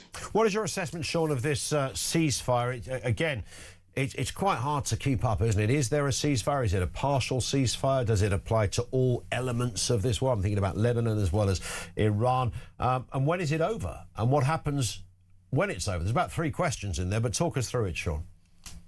Well, thanks, Ian. The first, there are 2 different ceasefires. You know, the ceasefire, 10-day ceasefire that's in the Lebanon at the moment. To be frank, that was imposed. The Iranians imposed it on Hezbollah. Trump imposed it on Netanyahu. That's a very, very fragile ceasefire. And just to illustrate that, you know, Prime Minister Netanyahu's allowed to operate within the terms of that ceasefire in self-defense, but he claims the whole operation into southern Lebanon is an act of self-defense, and therefore that continues really unabated. I think the ceasefire between Iran and America, which is due to end at the end of Tuesday night, it's looking incredibly fragile at the moment. But the only saving grace, Ian, is that both sides, both Iran and America, are motivated to bring this conflict to an end. I think what Iran's doing, I think Trump claimed that Iran is much better negotiating than our fighter, and they are much better at preparing the ground for these potential talks. I wouldn't be at all surprised if there'll be last-minute brinkmanship, America travelling to potentially Islamabad for the talks, a slight delay in the ceasefire, but both sides are motivated to make it work. It's just that President Trump probably needs to shut his mouth for 24 hours just to give the diplomats a chance to forge some sort of peace deal. It's not turned out, though, as we all kind of imagine it. I mean, this was meant to be, you know, a wholesale regime change. Everything, you know, the word Ayatollah wouldn't exist in Tehran anymore. They'd all be gone. Pahlavi or whoever was going to be in there. The place would become a very secular, modern country, eventually building up to look like it once could have been. None of that has happened. I mean, the regime are essentially still there, like a few different faces, and arguably the new head honcho is sort of dying by instalments, it seems, at the moment, who's been severely injured, but the same faces, the same ideology, nothing's changed. Ian, if I asked you a rhetorical question, you know, how good has the West ever been at doing regime change? And the answer is very poor. The Iranian regime is a hydra. Yeah. You can take off various heads, and yes, Ayatollah Khomeini, we may judge, was a horrible person, did horrible things. But actually, by killing him and a whole lot of his family, you've been left with Mushtaba, his son, who potentially is pretty badly injured, but is also full of vengeance. That is not exactly the way to get a more complicit, more compliant regime in place. I think naively, there'll be history books written about this, Ian, but many of my military colleagues believe that having gone into Venezuela and plucked out Maduro and really over a very short, sharp shot, potentially delivered success, that President Trump potentially ignored the military advice and just went, I can do the same. I'm going to take out the leadership. There'll be an uprising. I have the only president to go and do that. Well, how wrong could he be? Indeed. Sean, thank you. Great to have you on again. Good to see you again as well. We'll speak soon. Sean Bell, former fighter pilot, now military analyst, with us here on the programme. 0344 499 1000. Back to Keir Starmer. Paul's in Bexhill-on-Sea, says, morning, Ian. Who exactly can sack Keir Starmer? It's an interesting question. What tends to happen if you look back at, I mean, Thatcher being, I suppose, I know this goes back a long time, nobody can really sack them. But ultimately, he could be unelected or not re-elected in his own constituency in an election. There could be that. But in the immediate term, what tends to happen is that those around the Prime Minister seek counsel with the Prime Minister, and one by one, and this happened literally like this with Thatcher, in they go for a meeting and they explain, Prime Minister, you can't carry on. You have not got the support of this cabinet. And you need, you know, 3 or 4 of those names to go in, the big hitters, Foreign Secretary, Home Secretary, Treasury, etc., Chancellor. And that's it, really. That's essentially it. But there isn't an overarching figure, unless someone's going to tell me there's a bit of parliamentary rules and regs that I've never read, that could go in and say, I'm sorry, Prime Minister, your time is up. Get out. Not that I'm aware of. Georgina is down in London on Starmer and all things related to the current events. Georgina, what have you got for us? Good morning. Well, good morning, Ian. I mean, one thing that we have found out for certain over the last few days is that Keir Starmer is morally bankrupt, and he will do whatever it takes to save his own skin, including sacrificing anyone in his cabinet who he thinks will make a suitable scapegoat. I mean, I think Ollie Robbins definitely fell on his own sword as a show of loyalty to Keir Starmer, and Starmer's more than happy for him to do that, even after he stated that he would never let his cabinet take the fall if things went wrong in his premiership. Well, he had a right royal pop at Boris, more than a right royal pop at Boris Johnson over this. I mean, it's so similar, the circumstances around this. It's quite haunting, and yet today I would imagine he's going to tell a very different story.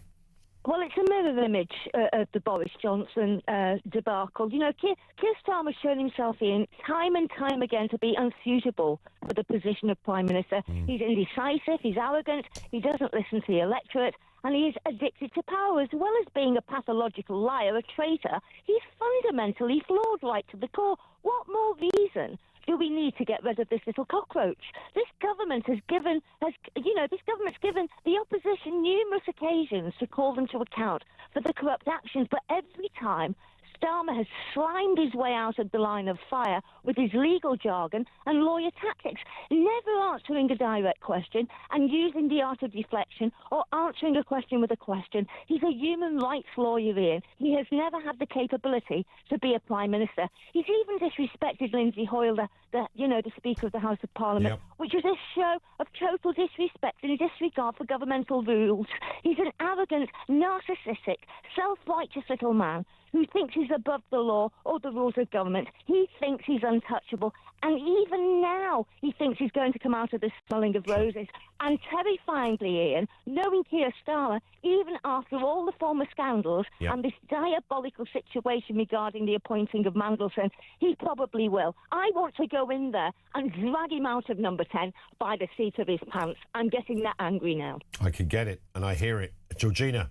Great call as ever. Thank you. Georgina down in London. 0344 499 1000. Voice notice there as well. Here comes one from Laura on Starmer and Ollie Robbins and all things related to what the heck is going on down there at the moment. Morning to you, Laura. Morning, Ian. Morning, Poppy. Laura in Wiltshire. Ollie Robbins is telling the truth. He was not allowed to tell the Prime Minister about Mandelson failing security, in which case I don't understand why he is in trouble and is having to resign and be given a massive taxpayer-funded payoff. Even if you take it at face value that the Prime Minister says nobody did tell him, why has Ollie Robbins had to resign? I just don't understand. Maybe I'm being very dim. Anyway, great show.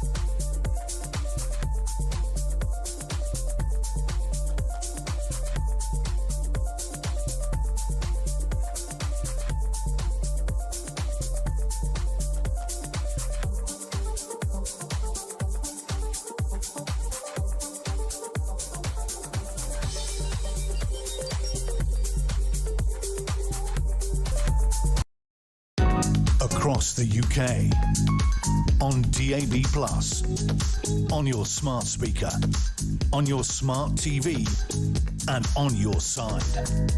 This is Talk. It is Talk. Good morning. 0344 499 1000. Norman in Hertfordshire says, morning, Mr. Collins. I was wondering why Starmer seems to be a Teflon Prime Minister. No past Prime Ministers seem to have survived as many scandalous scenarios as Starmer has. Nothing seems to stick to him. One of the problems, when I genuinely believe this, one of the problems that we have with this Labour government, not exclusively this Labour government, but certainly they've got a PhD in this, is that their original reason for coming into power was very simple. We aren't the Conservatives. And they genuinely thought, I mean, it's a wholly stupid position. We don't need a plan. We don't need a philosophy. We just need to not be the Conservatives. And they thought that would be all right. The second problem they have, which feeds into, I think, Norman's point that he raises, is that when they lie, it's different to when a Tory lies. We are different people. We are notably more morally savvy and switched on people in the ethics department. We don't do... So if we do something bad, it was just an accident because, look, we're socialists, so, you know, therefore we're good. And I think there is a belief, almost a God-given belief that some of these characters have, that actually life is dandy on the left, because if you do something wrong, you just... It's a bit like kind of religion in that respect. You can... Then, so, well, I prayed to God and I was given absolution or whatever. I went to confession. You know, you've got to... Your political position is your get-out-of-jail-free card. And they really believe it. And they really believe it. What couldn't possibly be me? When Boris did it, Boris was just a fool. He was a clown. He was, bankrupt morally. But when I do it, it's just an error. There was some paperwork. It was a big problem, you know. Let's get a voice note on Starmer from Tristan. Morning, Tristan. Starmer should be on trial for the policies that have failed. The reason why businesses won't invest and employ people. The reason why businesses are going bust. But instead, he's on trial for lies. And the thing is he never takes any accountability. He never takes any responsibility. He's just going to lie and lie and lie and say, oh, it's not my fault, it's not my fault. There's someone that said previously that I never get rid of my staff, and that's what he's doing. He's getting rid of his staff, and all for so everyone else is the fall guy for him. An absolute total disgrace of a man. Total disgrace. And that is Tristan, thank you for that. It's a great voice note, and that is reflected by so many people getting in touch. Of course, again, the defence has begun. Only yesterday, Liz Kendall, Cabinet Secretary, was out doing the rounds, very defensive of Keir Starmer, saying that, you know, he would never have appointed Mandelson, you know, if he'd have known this kind of stuff. I mean, this is just hogwash. Let's have a listen to what Liz Kendall said yesterday. If the Prime Minister had known that UK security vetting had not cleared him, the appointment would have been withdrawn. It wouldn't have mattered how close that was to the President's inauguration or any of that. That's easy to say that now. But I believe that because there is no way that the Prime Minister would have continued with it had he known the facts that he knows now. And you can say that now. But my question is here, when the Prime Minister stood up after months of controversy around this appointment, having promised the country he would get to the bottom of everything that happened, having been forced by opposition parties to say that he would publish everything, had he not bothered to check what had happened with his security clearance when he stood up and told the country that it had given him clearance for the role? And that's because he was given this, what's called developed vetting status. Well, let's have a listen and a reminder of what Keir Starmer said at that this was a press conference back in February on Peter Mandelson being cleared for the role.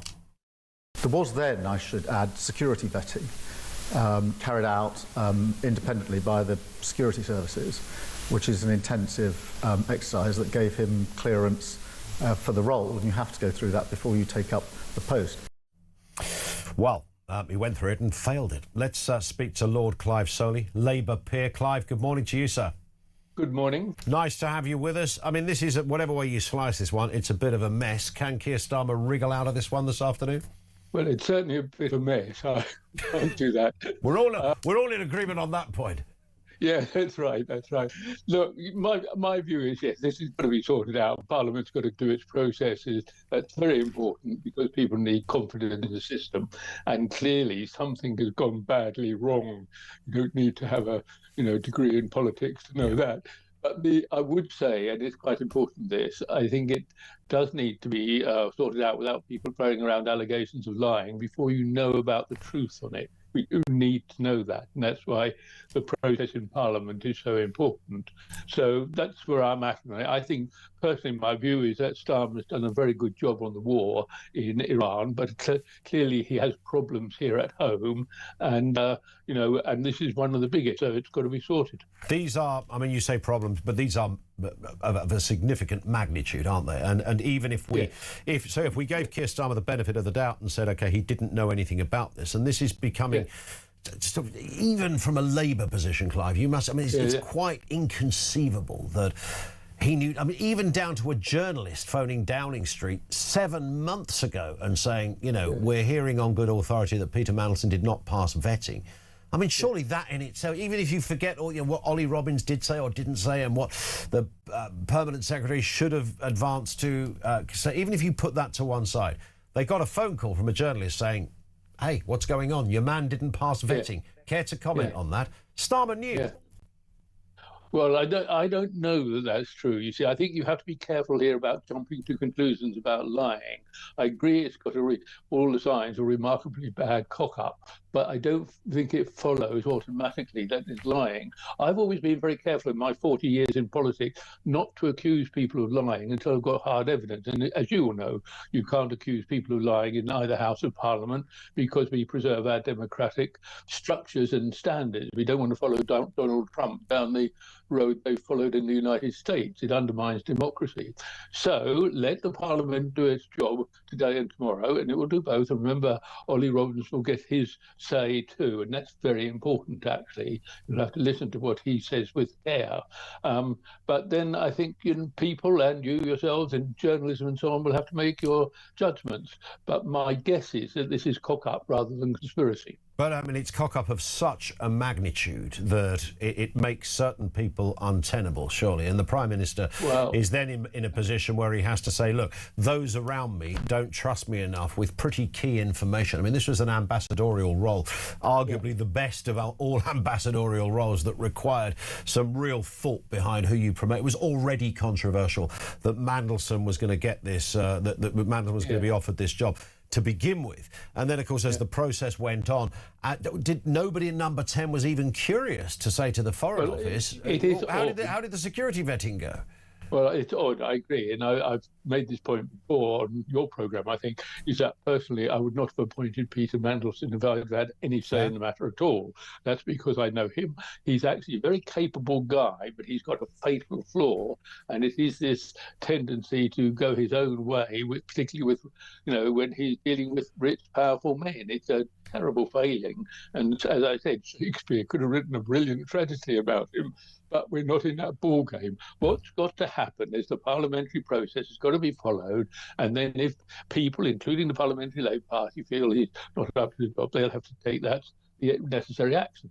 But I actually don't think that follows, because I do think, and I noticed you didn't come back on this in a sense, but I do think his conduct of the management of relations with the United States and over Iran is profoundly important. Very important, and more important than the Mandelson cock-up. That doesn't mean it can be excused or brushed under the carpet. It certainly doesn't mean that. But it does mean there's an element of we've got to keep these things in proportion. Being Prime Minister is a tough old job, and you will make some stupid mistakes at times. You've been around in politics for a long time, Clive, and you're a very respected voice. People listen to you. Have you managed to get a word with any of the salient players in any of this? Mandelson, Mr. Starmer, Ollie Robbins? No, I don't know. You wake up to a voicemail from Peter this morning or anything? No, I haven't. I have to tell you, well, I think I retired from politics now, and I do have a very minor local role, but I don't do anything nationally, so I haven't been on the phone to anyone at all about this or anything like it. It's just, this is just my own judgment from a lot of experience. That's all I can say. On that point, Clive, thank you. Lord Clive Soley, Labour peer, thank you to you.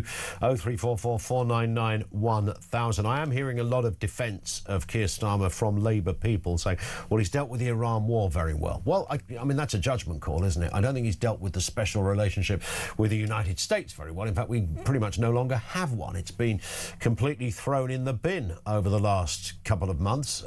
That's not a good picture. Dealt with the Iran war. I don't know what he dealt with. I mean, other than saying, we're not getting involved, even though we are, whether we like it or not, a bit involved.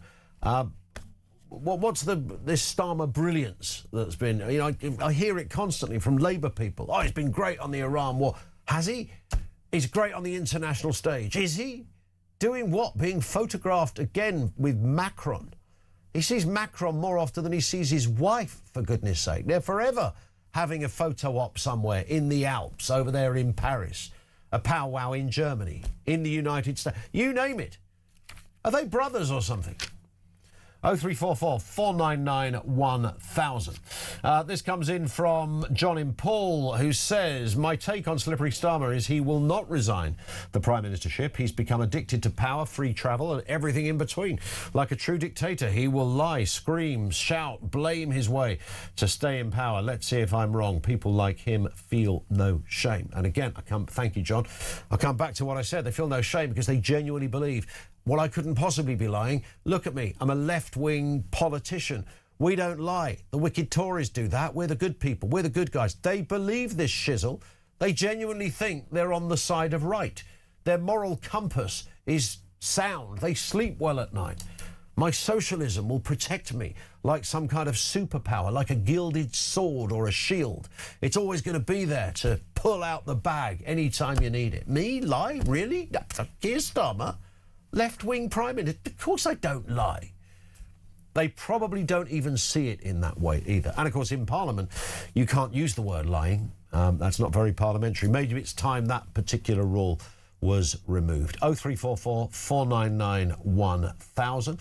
We'll have more from you on the way in a few moments' time. Loads of voice notes, loads of comment coming through. Some great guests, Layla Cunningham with us a little bit later. We've got some lighter-hearted stories as well, which we'll crowbar in too. Keep it here. Lines are open. This is Talk.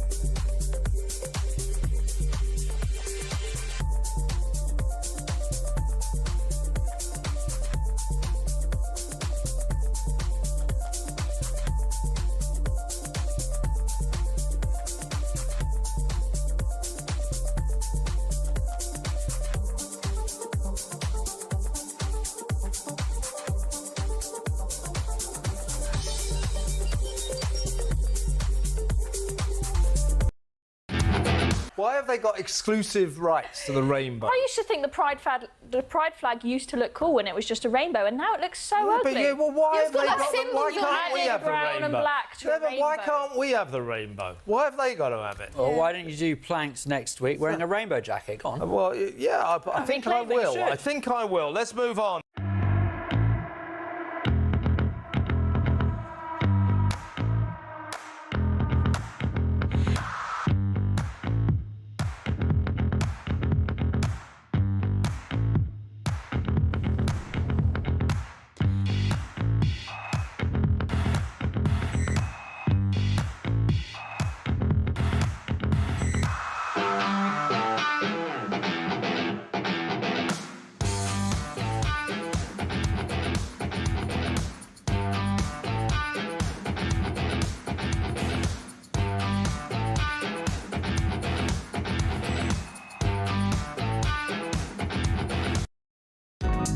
across the UK, on DAB+, on your smart speaker, on your smart TV, and on your side. This is Talk. Morning, welcome back. Ian Collins in for Jezza for the remainder of this week. 5 to 8. Some breaking news. A 17-year-old boy and a 19-year-old man have been arrested over the arson attack at Kenton United Synagogue in Harrow. This was around about midnight on Sunday. In addition to that, police are protecting us from synagogue attacks, aren't protecting us from synagogue attacks, say Jewish leaders. Let's get a word with Stephen Silverman, Director of Investigations and Enforcement at the Campaign Against Anti-Semitism. Well, here we are again, Stephen. I think the last time we spoke, we used that phrase, you know, these aren't sadly surprising that we're in this kind of narrative, and not a lot of faith in the police protecting the Jewish community. What do you say on that point?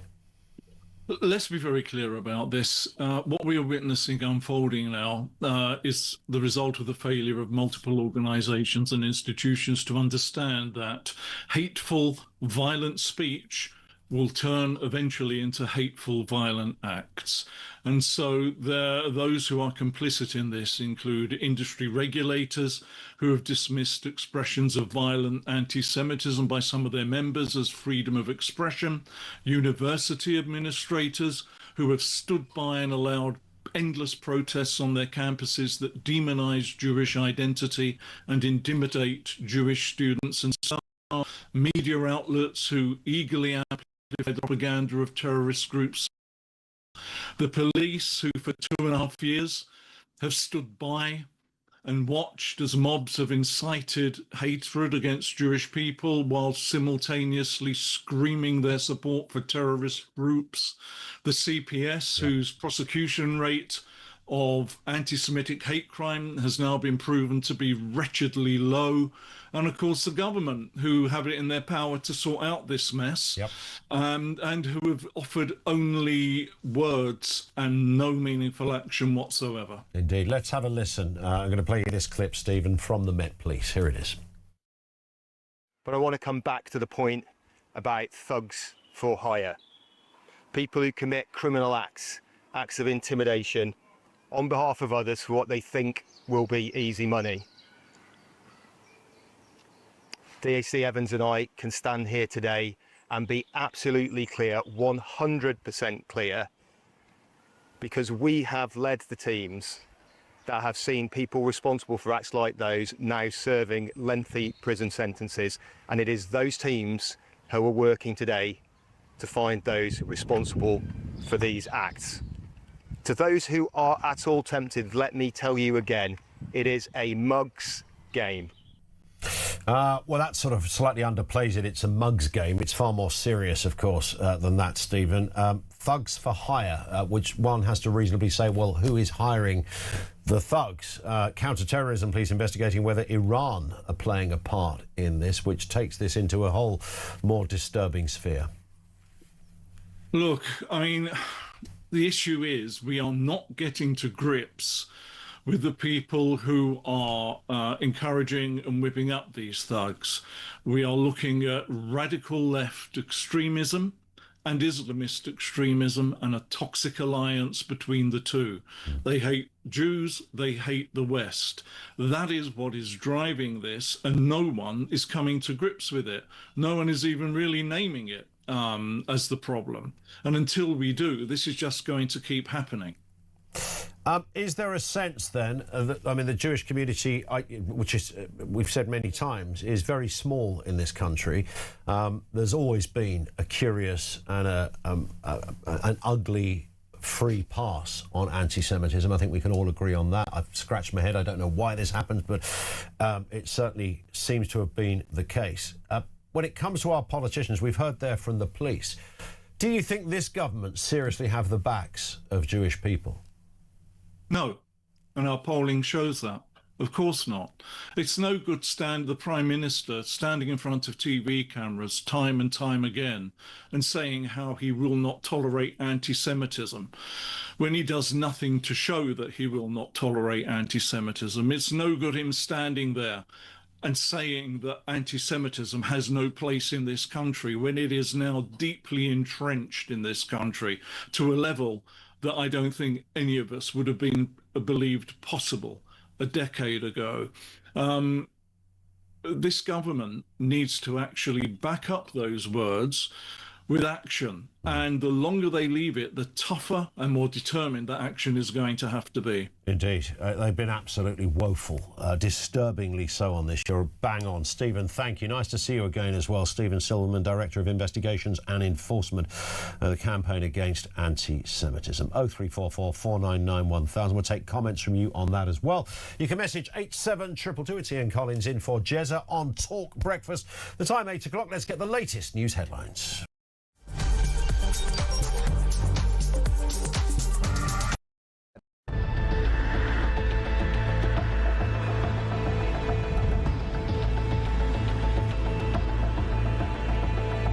This is a scandal, as you say. If the Prime Minister's knowingly lied, any minister, whether it's the most important one, the Prime Minister, or the most junior minister, lying to the House of Commons is a capital offence and would have to go. And if the officials have lied when they're advising you, they should go. On the 10th of September, the Prime Minister misled Parliament by saying the full due process was followed. If Mandelson failed the security vetting, full due process was not followed. Misleading Parliament is a resigning offence. The ambassador has repeatedly expressed his deep regret for his association with him. He's right to do so. I have confidence in him, and he's playing an important role in the UK-US relationship. It was clear that the Prime Minister wanted to make this appointment himself and had, therefore, I understand that the FCDO was informed of his decision and acted upon it, and via the Foreign Secretary sought and obtained the King's approval for the appointment. Even the expectation that Ollie Roberts felt quite comfortable, this is what we're being asked to believe. Yes. To hold back this information that he knew that he had that Mandelson had failed the vetting process, and that at no stage that it was necessary to tell the Prime Minister. It's unbelievable. So he either knew and lied on this issue, or he didn't know, and that's just as bad. Can the Prime Minister tell us, did the official security vetting he received mention Mandelson's ongoing relationship with the paedophile Jeffrey Epstein? So clear. Prime Minister. Yes, it did. The Prime Minister, in a big speech in Hastings, said very clearly that Mandelson had passed. He said in the House of Commons that the vetting had revealed an ongoing relationship with Jeffrey Epstein, but not the extent of it. So you've got the Prime Minister publicly saying that the vetting had been done and that he knew about it, and now claiming he didn't know about it, he didn't know there'd been a rejection. I think anybody who has been following the news over the past few months would have been surprised if Peter Mandelson had passed his vetting. The Prime Minister decided to appoint Peter Mandelson. The Prime Minister accepted that the process was going to be across the UK, on DAB+, on your smart speaker, on your smart TV, and on your side. This is Talk.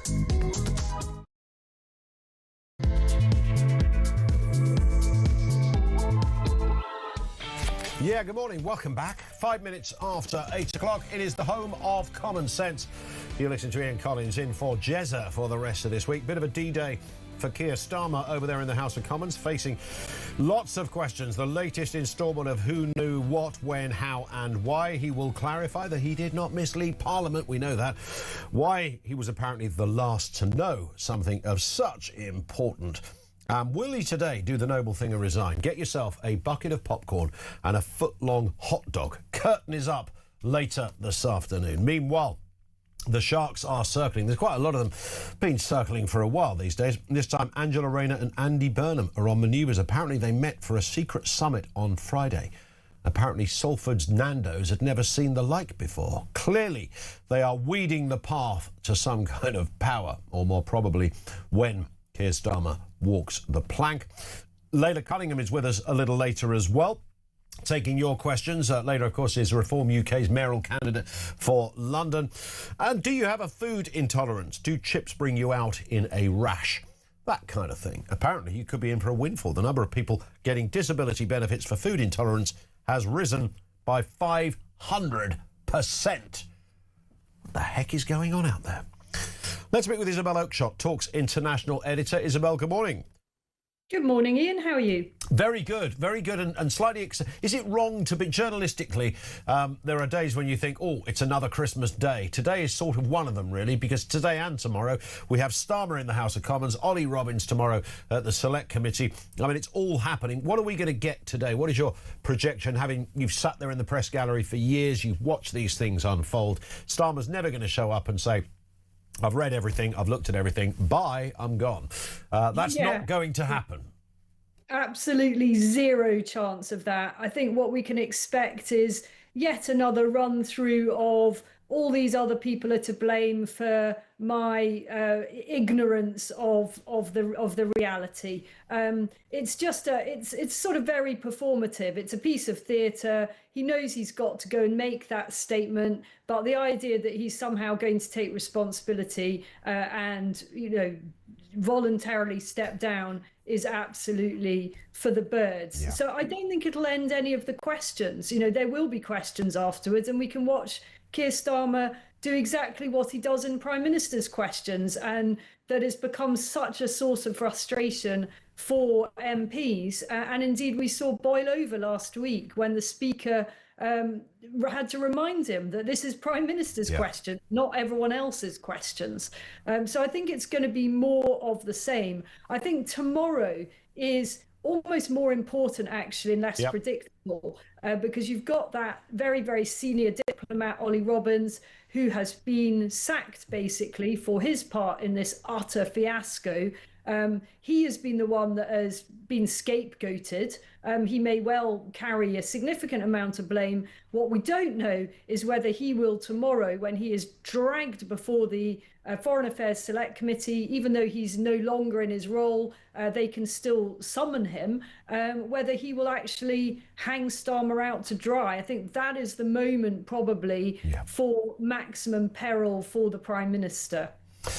The bear traps are there, aren't they? Because the Prime Minister his speech is before Ollie Robbins' speech, I'm sure, or Ollie Robbins' appearance at the committee. I'm sure Downing Street would have rather, in many respects, it was the other way around. But because, of course, they've got to be very careful. He's got to be very careful what he says and try and predict that he's not going to be massively contradicted 24 hours later.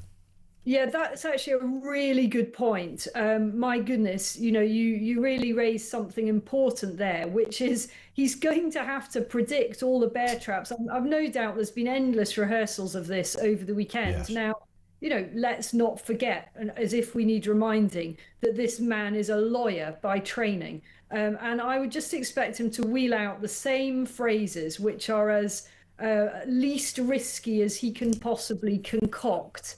Just to get through today until tomorrow. And then you've got on Wednesday his chance to once again come back on it. So if Ollie Robbins contradicts him tomorrow, or basically throws a grenade into number 10 tomorrow, Wednesday the Prime Minister once again has to face everybody. Of course. And doubtless he will once again avoid, dissemble everything that he can do to cling on to his job for another few weeks. It's perfectly obvious this Prime Minister is not going to be Prime Minister in the run-up to the next general election. This is just simply a question of timing. He is wholly discredited, and what his rivals are trying to calculate is when is the most opportunistic moment for them to strike. And this is all around the forthcoming local elections, the timing of that. Are they ready? What is the most powerful point for them to strike? It will happen. I am sure of that in the next few weeks, but it's all around these local election results. I'm wondering whether Ollie Robbins will he remain not loyal specifically to Starmer, but loyal to the position of public office, in that, we may well hear him say, yeah, I did have that information and I didn't share it with the Prime Minister. Now, people will then speculate, well, that's surely job done then. Starmer is completely in the clear. It still doesn't quite add up, of course. And let's just hear this clip from Starmer in Parliament in February talking about his position. OK, so this is his take on Mandelson in February this year, Isabel. Have a listen.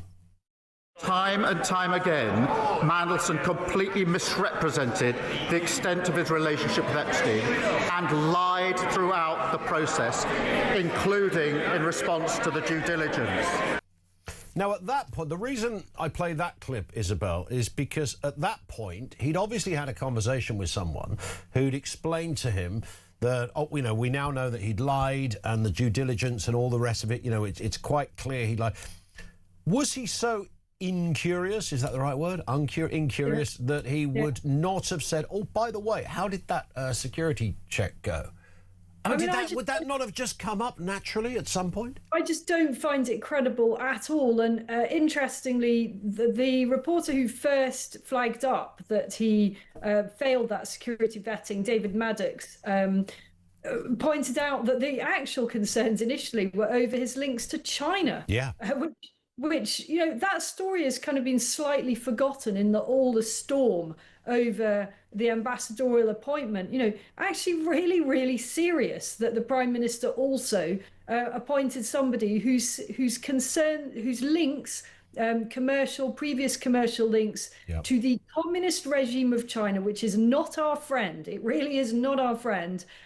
He pressed ahead anyway, despite all that. So very, very, very embarrassing for everybody concerned. A critical week, but I don't expect Starmer to have resigned by the end of the week. Not a bit of it. I mean, it's interesting you bring up the David Maddox element of this, the independent journalist who contacted Downing Street around about 7 months ago now. Now, to me, if you could put everything else aside, the Maddox phone call to number 10, Keir Starmer's house, that is it. That's all you need to know. And I hope somebody, Kemi Badenoch or Ed Davey, Nigel Farage, whoever, I hope that is raised later today, because that is the point when somebody literally phoned the Prime Minister's office and said, I've heard, and this isn't, you know, a bloke who overheard a conversation on a bus. I've heard, my sources are telling me that Mandelson failed the deep vetting security checks.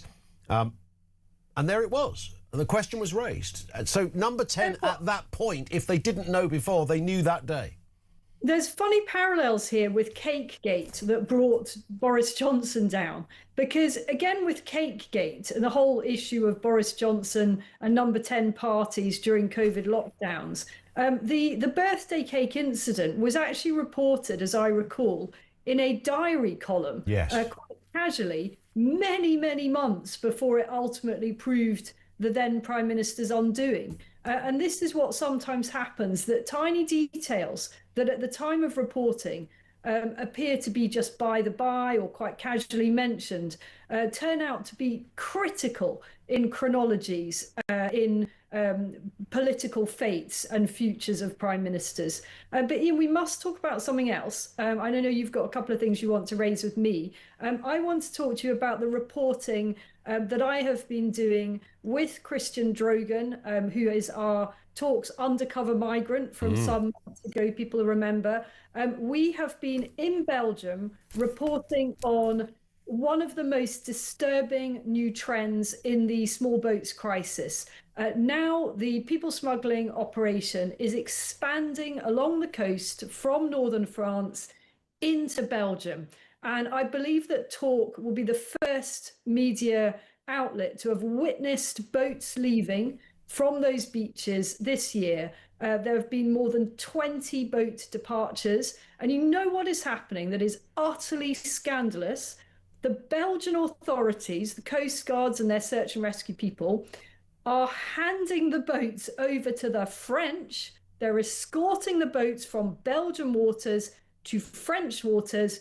And then guess what? The French hand them over to us. So guess who's the mug in this? it's always the British. What is? Yeah, I was just going to say on that point. Triangulating. I mean, I've read this story. There it is. There on your piece on the front of the Telegraph this morning. I mean, it is. I keep repeating this line. You know, every now and again you have to read something twice because you think, well, I've clearly missed something here. It cannot be surely that the Belgian authorities are escorting boats to the French. Yes, that's exactly what is happening. How is this? Is this being done? Is there some kind of tacit agreement between the Belgians and the French? Yeah. Is it given the go-ahead from high office in Belgium? What's happening? It's just astonishing. I think it is given the go-ahead from high office. I mean, the governor of West Flanders, which is the area along the coast in Belgium where all this is taking place, has been pretty vocal about this. I mean, he is very anti-small boats. He's terrified of his stretch of coastline becoming like that lawless nightmare that is now the northern French coast, where we've reported the sound of semi-automatic weapons at night, and it's basically practically in the control of the gangs. Yeah. So Mr. Flanders is terrified that his part of Belgium will soon be seeing sprawling migrant camps. So we'll be bringing you all of that. It's a broadcast talk exclusive. Also, we got inside without any subterfuge. We were invited inside some asylum seeker accommodation in that area. And that was fascinating because of the contrast between how they look after asylum seekers in Belgium, you know, an EU country. It's not like they're some kind of, you know, human rights nightmare. And the contrast between the conditions they live in, which, I mean, I've been inside British prisons, and it is very, very similar. Without the security, we're talking very Spartan accommodation. So no one in the Four Seasons over there in Belgium? Absolutely not. They're not even in the one season there. They're in the kind of eternal chill. Just very briefly, just to go back to not so much Mandelson, but the next steps after Starmer, after May. We know that on Friday, apparently, Angela Rayner and Andy Burnham got to go. Imagine sitting around that table in Nando's. There they were, getting together, having a bit of a powwow, clearly on manoeuvres. But, I mean, this is not an insignificant meetup. They didn't happen to just bump into each other in Boots and say, let's go and get a bite to eat. Hang on, Ian. Is it Boots or is it Nando's, or have you made both those things? No, they met in Boots. They met in Boots buying shampoo, and then said, "There's a Nando's down the road." I'm loving the Nando's idea. So it's a nice idea, isn't it? I wonder what they would have gone for. Let's not pursue that, but a lot of peri-peri. Of course, it's significant, but the other person to watch is Anna Sarwar, who is the leader of the Labour Party in Scotland now. Weirdly, the SNP is enjoying a kind of resurgence in support up there, and Anna Sarwar, as leader of the Labour Party, Scottish Labour Party, sort of pretty much on the back foot and doesn't have a huge amount to lose. And some people may remember a few months ago, he really stuck his neck out and said, basically, Keir Starmer has got to resign. And that was a bit of a humiliation for him, you could argue, because Keir Starmer didn't resign and he'd stuck his neck out and sort of showed that he's disloyal. But insofar as things are now hotting up again, he has doubled down. He came out over the weekend and essentially said, guys, this is why I was right a few months ago. I said what I said a few months ago, and sure enough, you know, he should have resigned. Yeah. So I think he's an interesting player because generally in these situations, those who really expect that they've got the best chance of taking over from the Prime Minister are not the ones that come out and actually that wield the dagger. It's that whole thing, isn't it? Those that wield the dagger don't end up carrying the crown, or whatever that famous phrase about Heseltine. Indeed. Just a final point, only asking this because I know you are connected in some shapes and forms. Richard Tice, Deputy Leader of Reform UK, making some news over the weekend about unpaid tax. What is your response to that, Isabel? Well, this is a hell of an operation by the Sunday Times. I used to be political editor there. You know, I certainly admire any journalist that keeps getting the same story on the front page 2 weeks running. It's a rehash of the previous week's story.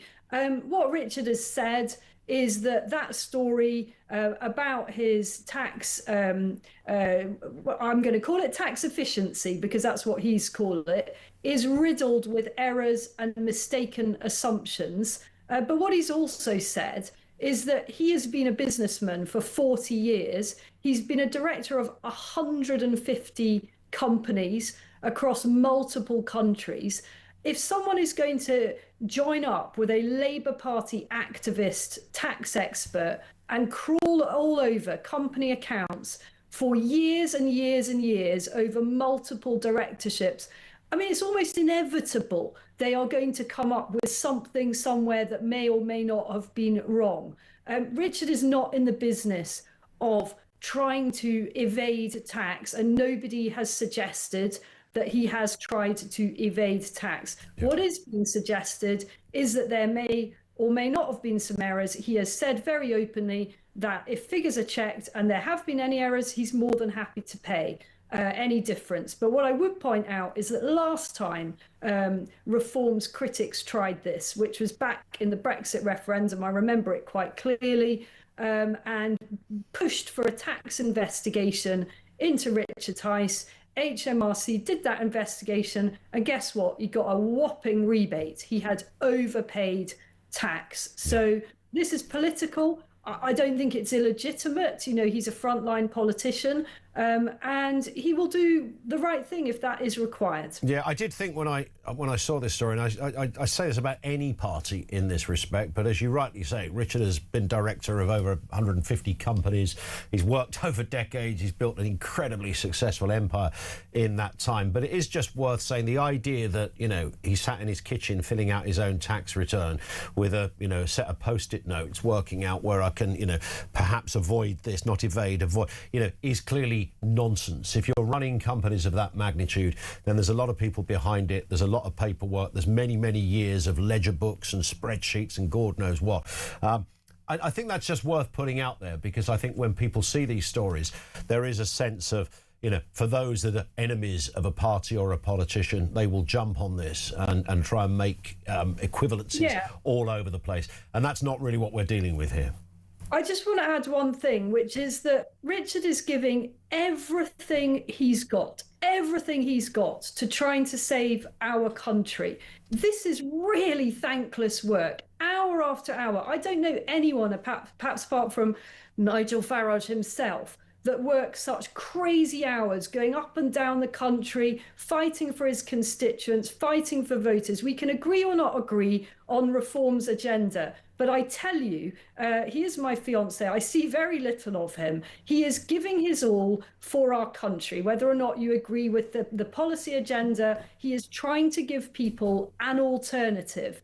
And if his interest was purely and primarily about making money or saving money, my God, he wouldn't be in politics, and he wouldn't have been doing this for year after year after year. And this type of relentless persecution and crawling all over everything anyone has ever done in the business world is why we don't have more good business people in politics. It's why we have a Labour cabinet that doesn't have a single experienced business person on it, because they get treated like this. Absolutely fair. Does he? I know Richard a bit, obviously, over the last few years. Is this the sort of thing that would worry him? Would it bother him, the idea of an electoral commission investigation on the back of something like this? Is that possible? I think the investigation people have asked for is an HMRC thing. As I said, when this happened before, he was given a really decent rebate. Look, it's just wearying, isn't it? It's so depressing when you're giving it your all. You're utterly exhausted. You are constantly trying to do stuff for the public good, whether or not people agree with your policy agenda. It is wearying to constantly have the worst possible gloss painted on everything you have done. And I think that he will be very robust, but I'm sick of it. I think it's so depressing. It's also negative. We have massive problems in the UK. They extend far beyond some technical error from several years ago from one of Richard's 150 directorships. For goodness sake, There are bigger and more important things than this. Isabel, great to have you on as ever. Thank you. Isabel Oakeshott responding there to those headlines and the other big stories of the day, the real big stories of the day. Thank you to Isabel, Talk's international editor. Over to you for more comment on the way. 0344 499 1000. 8:25. This is Talk.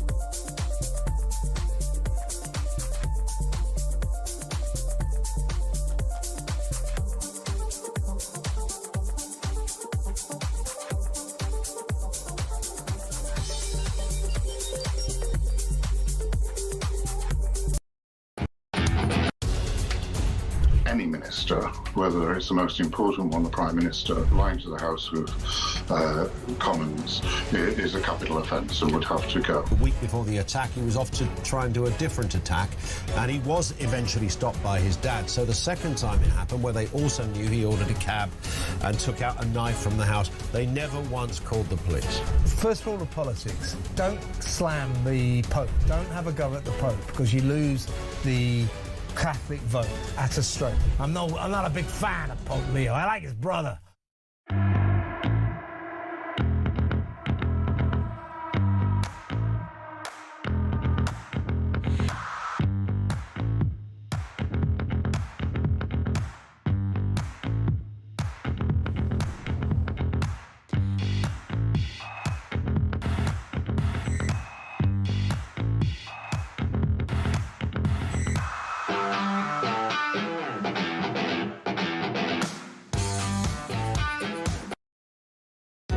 Across the UK, on DAB+, on your smart speaker, on your smart TV, and on your side. This is Talk. Morning, welcome back. 28 minutes after 8 o'clock, it's Ian Collins in for Jezza for the rest of this week. There's lots to get through. Obviously, big centre point of gravity, politically speaking, is that appearance of Keir Starmer in the House of Commons later this afternoon. Usually around about 3:30, you would expect those kind of statements to happen. But, of course, the questions that come from the opposition benches will be key. Let's speak with Kevin Hollinrake, MP, chairman of the Conservative Party. Kevin, good morning to you. Good morning, Ian. So are we going to get the whole truth? I doubt it. I mean, he's been so reluctant to give us the truth for months now, for years now, actually. But don't forget, this came out in September when Kemi Badenoch pressed him in the House about it and led to his Mandelson's resignation or sacking. And also then we took forward some parliamentary procedures which meant that Keir Starmer would have to reveal the full information of what he knew and when, and he hasn't done that. And it looks like, as part of this story, not only did Mandelson fail the vetting disgracefully and is still given the job anyway, but it seems to be the case that Keir Starmer's sought to hide the information around this vetting situation. So it's utterly disgraceful. Yep. Keir Starmer has either lied or is recklessly negligent. Our position, he should resign. And it's interesting that nobody, apparently, according to how we are being told, nobody at number 10. So he gets given the job, and while he's got the job, the vetting process begins. and they're looking into it. And no one at any point thought to ask somebody in the Foreign Office, how's the vetting going? I mean, you might have thought that that would just be a standard question. How did he do? How did our man do with the vetting? Nobody asked. Well, I think that's the point, actually. You use the phrase "our man," and that's exactly how this situation has developed. Keir Starmer wanted his man, Peter Mandelson, at all costs.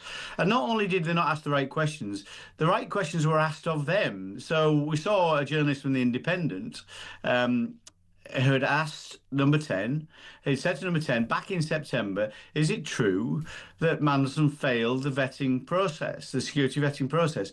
And number 10 completely, effectively ignored the question and answered a completely different question. Yes. Normal process was followed. So they knew what was going on. They knew who they were taking on. Everybody knew what Mandelson was like. This isn't a surprise to anybody. There was a due diligence report that said basically he kept his relationship with Epstein and that he had these relationships through his business with Russia and China, and he appointed him anyway. That's the catastrophic lack of judgment that Keir Starmer has shown here. And then he's tried to suppress the information. When the information's come out, he's just sacked people around him. He's sacked people like Morgan McSweeney, who was his chief of staff, and now he's sacked Ollie Robbins, who's the permanent secretary. He's been caught in the crossfire here. And despite having said in opposition that he always carries a can for his staff, he does the opposite. He throws them under the bus at the first opportunity to save his skin. And of course, on the point of vetting, it's going to be asked, and I would imagine at least one MP is going to raise this afternoon.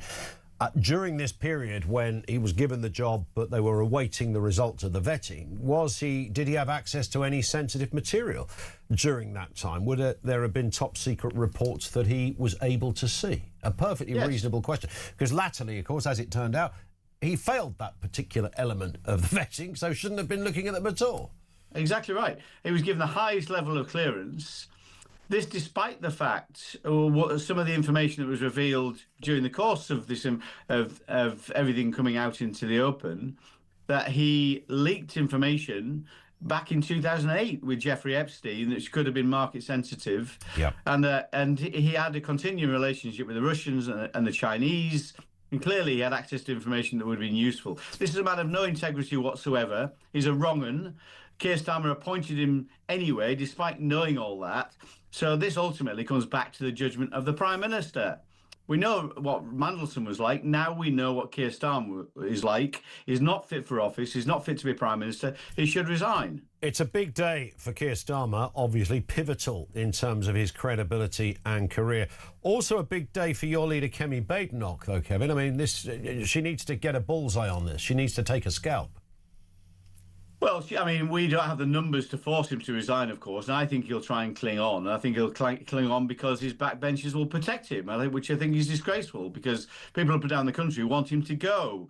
But Kemi Badenoch's led the way on this. She's done a fantastic job, as she's doing time and time again. People see her week in, week out, completely demolishing him to Prime Minister's questions and through other means as well, other channels as well, not least the media and social media. So she's leading the way, but we only have so much.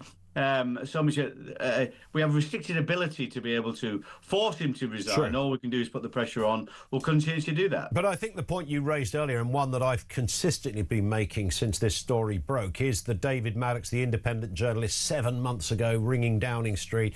He didn't say I'd overheard it by a bloke on a bus. I mean, when a senior political journalist calls Downing Street, then the chances are a reliable source has given them some information. Even if the information turns out not to be true, that's usually how it works. So a senior journalist respected in Westminster reporting and Westminster journalism calls Downing Street right there, even if the person on the other end of the phone or the text didn't know specifically.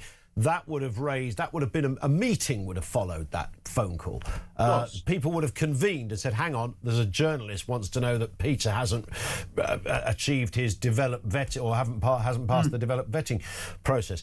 The idea that nobody knew in Downing Street, we know, is demonstrably, evidently not true. Because literally because of that point, regardless of all the Ollie Robbins stuff and anything, that call from the one journalist tells us that they knew. Absolutely. It wasn't, I don't think it was a phone call, it was a text. Anyway, David Maddox revealed that text over the weekend. He did. Not only not revealing his sources, as he says, but in each of this, on this occasion, because it's so demonstrable that they knew and they were told about the vetting. But the point around all that is, of course, they knew. They knew what Mandelson was like. They had a due diligence report which went straight to the Prime Minister about Mandelson, which is in accordance with the security vetting process as well. I mean, Ollie Robbins came to the Select Committee, Foreign Office Select Committee in November and said, basically, this is a done deal. Keir Starmer wanted Mandelson at all costs, irrespective of what any other information came to light. So Keir Starmer has to take responsibility for this. He can't keep saying, oh, it's everybody else's fault but mine. I didn't know, I'm furious. It's complete nonsense. I'll tell you what, we're furious. We're furious about the way this country has been run, not just about Mandelson, about all the other stuff as well, about how he's completely mismanaging the economy, how he's crashing business confidence, how he's crashing consumer confidence. And we've got some really important things going on in our country right now. The Middle East problems, the cost of living consequences around that. We need him to act. We need him to do stuff. We'd have to start drilling in the North Sea. We need to implement our cheap power plan that would cut people's bills by 20% overnight. We need him to confirm that they're scrapping the planned rise in fuel duty, which has been frozen for 15 years. All those things we need him to do, but clearly the man has no backbone. He's not fit to lead this country. He should resign. Final question, Kevin. Have you got any intel over there at Tory HQ as to what Mandelson or which aspect Mandelson failed on when it came to this vetting? We don't know specifically. We haven't seen the security vetting documentation. We hope to see that. That's why we put in place this parliamentary procedure that forces the government to reveal this information. We'll all know a lot more. But I guess it's around his links to Epstein, his previous conduct in office, and his links to China and Russia. But all that stuff was known. It was the bleeding obvious, which is why this, at the end of the day, this goes back to the Prime Minister's judgment. He can't hide behind officials. He can't hide behind his staff. He should take responsibility and resign. Kevin, thank you for your time. Kevin Holland-Rake, MP, Chairman of the Conservative Party. They will be out in force, one would hope, along with all other opposition parties this afternoon. It'll be interesting to see what line of questioning Kemi Badenoch takes. I mean, she'll get questions in there. Many of the backbenchers will, Nigel Farage, Ed Davey, all of the others will be vying to ask a question. And there are so many questions that need to be asked. Did Sir Keir Starmer mislead Parliament? Why didn't the PM correct the record immediately? Was Sir Keir really the last to know? The Prime Minister, the last to know? Should he have been told what had happened? There's a school of thought that you keep this stuff... Really? Something as high profile as your ambassador, you keep that stuff away from the PM? Why did officials say Mandelson should not get security clearances? I just asked Kevin there. Has the PM seen the verdict himself yet on this? Did Mandelson read top secret reports? Again, I put this to Kevin while he was ambassador and before the results of the vetting had been released. How much digging did Downing Street do onto this? Why didn't the Foreign Secretary know? Was the fall guy only obeying orders? Ollie Robbins? All of those questions need to be asked, and poignantly, and by more than one person, ideally. This is our Prime Minister. It's our democracy. It's been thrown in the bin. This isn't about protocol or a little T&C or a rule and reg that's been breached. This is big stuff. Our ambassador to the United States was not fit for purpose. The Foreign Office knew about it. He still got the job, but who else knew? 0344 499 1000. Let's get a voice note on Starmer. This comes from Wayne. Morning, Wayne. Good morning, Ian. Keir Starmer, as a 3-year-old who's been caught with his hand in a cookie jar, this is how today's going to go. Now, Mr. Starmer, it is quite clear with the cookies on the side that you took the cookies. Now, let's be very clear. Did you actually see me take the cookies? Is there any evidence to say that I took the cookies? Mr. Starmer, there is cookies all over the side and you have chocolate around your mouth. You asked me, did I take the cookies? The answer is no. Right, well, Mr. Starmer, you've got chocolate around your mouth, so you've clearly eaten the cookies. Yes, I have eaten the cookies. So, did I eat the cookies? Yes, but it was Mr. Maxwell's fault.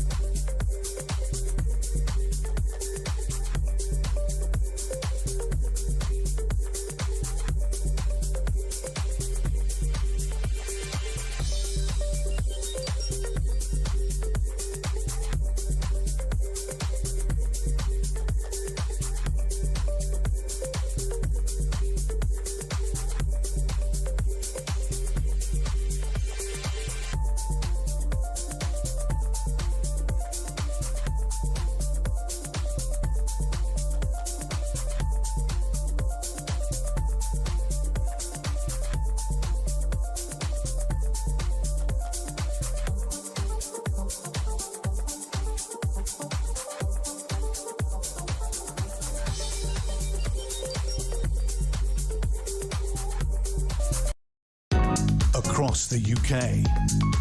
On DAB+, on your smart speaker, on your smart TV, and on your side. This is Talk. It is Talk. Yeah, good morning. Welcome back, the home of common sense. This in from Dan in Kent. Considering this Labour government's pledge was not to be like the Tories and change leaders every 5 minutes, does that mean whoever takes over, if Starmer does go, should be calling a general election? Well, they tend not to do that very often over there if they can avoid it. Labour will be there till 2029, but will the current leader be? Let's get a word with David Maddox, political editor at The Independent. David, good morning to you. Morning, Ian. Nice having you. I don't think I've mentioned anyone's name so often in such a short period of time as I have yours this morning. And it's all rather simple, actually. Whatever is said, whatever's being said about, this is the point I've been putting to our guests, about Ollie Robbins, what he did know, what his remit said, is he allowed to, keep information of that magnitude to himself and not tell anybody? Was it just him? But did Downing Street know what was written down, what was said verbally? These are all kind of nuanced distinctions, etc. All of that, in many respects, goes out of the window when we look at what happened with your communication last September, 7 months ago, with Downing Street. That's all, in many respects, anybody needs to look at on this. Yes, I mean, even if you accept the premise, which I have to say most people don't, but if you accept the premise that somehow the Prime Minister was kept in the dark and didn't have the usual kind of private chats and warnings and things flagged up to him back in January, or when this was going on, last year. By September, Downing Street knew. He said last week that Downing Street didn't know until last week. That's not true. Yeah. I told them because I'd had a well-sourced story, which I told directly to his director of communications. It wasn't a minor person. It was Tim Allen, who was handpicked, very experienced, very senior, literally spoke to the Prime Minister every other minute. So I informed him. You saw his reply. As he said, I took the unusual step of publishing that initial exchange because I wanted to show people that they did know. And, it wasn't just a quote in a story. We did run the story. We ran a front page on the story, which means that again would have been flagged up. I mean, I've spoken to plenty of former senior ministers and top people who were top people in the civil service who explained the process to me. These things would go up the line. So the idea that they didn't know in September is just for the birds. It's completely not true. I mean, that is demonstrably not true. You've got the receipts, as they say, to prove that. And of course, I thought the response you got from Downing Street, which was, we followed the usual procedures or whatever it was now, vetting done by the FCDO in normal way was their response. Well, that kind of, you wouldn't have to be Poirot or Columbo to say, well, there is a tactical response if ever there was one. Yeah, and actually, to be honest, at the time, I was quite pleased with that response because it kind of gave me the green. They weren't denying it. Yeah. It kind of gave me the green light to say, go ahead with the story. So I did. If that story was completely new to them, wouldn't you'd have thought that Tim, as Director of Communications, would have messaged you back and gone, what, really? Where are you getting this from? That would have been the instinctive response from a Director of Communications. Yeah. Yeah, and it was interesting. I looked at the time because I remember at the time that the ticks went up quite quickly, so he read it quite quickly. 6 minutes after 2. Yeah, and then it took him just over 3/4 of an hour to come back to me with his response, and so he clearly made at least one phone call in the interim, or asked somebody in the interim, and then. From then on, we, as I say, we splashed it. It was mentioned in the Commons. Yeah. It was there was a bit of follow-up on it. Then, of course, there were so many Epstein revelations and issues with Peter Mandelson who's just been sacked, and the story moved on. But as you rightly say, so you make the communication with Downing Street. It's mentioned in the Commons. It's a splash on the Independent. I mean that. There would have. I was talking to one former Director of Communications at Downing Street at the weekend on this point, who said it would be unthinkable that if a journalist had made that inquiry, that would not be, I mean, the Director of Communications meets with the Prime Minister every single day, and it would be unthinkable that that would not be raised. Yeah, I mean, Rob Mitchley, who was a special advisor in Downing Street during recent Conservative governments, has actually tweeted about it as well. Last night, he explained what the process would be. I mean, I spoke to a retired former civil servant who literally dealt with issues, crisis issues, which threatened to bring down previous governments. And he explained to me, he's just said it's just not credible that this wouldn't have immediately set the kind of klaxons going and you know, people investigating. So, you know, in the end, the Prime Minister here is guilty of even lying, frankly. I don't want to accuse people of lying, especially Prime Minister, but he's guilty of that or willful ignorance. And there's nothing in between. So a source told you, but the Prime Minister was not privy to any of that. I mean, it's sort of slightly extraordinary. And obviously today, Kemi Badenoch, Ed Davey, Nigel Farage, all the various backbenchers would surely have... I mean, it's not ambiguous, this, is it? I mean, that's the curious thing of this story. Often when a story comes out, there's a couple of different ways you can look at it. I can't see any way out of this. Kemi Badenoch's just got to say to the Prime Minister, it was talked about in Parliament, it was on the front page of the Independent. David Maddox had literally called your house and your office, and you didn't know about it. I mean, at the very best, that would make ineptitude take it to another league in terms of Mr. Starmer's command on those that work with him. I mean, it'd be gross professional misconduct if Tim Allen hadn't done anything, if he'd just buried it. I mean, I suppose that's always possible. Yet another one. I mean, it seems that you know, the Prime Minister's defence is that about a dozen people are guilty of gross professional misconduct, essentially. I mean, and you know, which is why I just don't believe that it wasn't flagged up. I mean, Tim Allen was a consummate professional. We didn't always get on, but he was a consummate professional, very well experienced. So, you know, it's just I find the whole thing bizarre, frankly. I've been covering politics for quite a while, as you know, and I've never experienced anything like this. It's just taken things onto a new level. I mean, you know, Starmer just kind of relies on legalese. And, you know, I would guess the fact that nothing's written down in a lot of these meetings and these briefings. Well, that's rather the issue, isn't it? That interesting distinction between things that are said verbally and stuff that's written down. So when an official, whether it's a Downing Street Labour Party official in Downing Street, or whether it's from the civil service, they're able to say, no, this was not, you know, we didn't know about this because there's no footprint, there's no paper trail.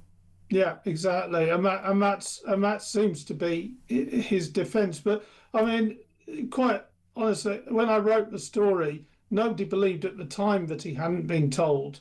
The Americans knew about all this because I wrote a story back in January last year that they were thinking about rejecting Mandelson's credentials for exactly the same security reasons in China and Russia, and were warning Downing Street about that. So, you know, I mean, in the end, he didn't even need a security vetting. All he needed was Google just to refresh himself about all the issues with this man. We all knew about the issues with this man. He was sacked twice. He was close to Russia. He was close to China. And then, you know, the Epstein stuff, in some ways, as dreadful it was an add-on on that. I mean, the China and Russia stuff alone made him a security risk. Well, I mean, even back to 2009, David, when he stayed at Epstein's house, when Epstein was in jail for child sex offences. Mandelson was essentially the de facto deputy PM at that time.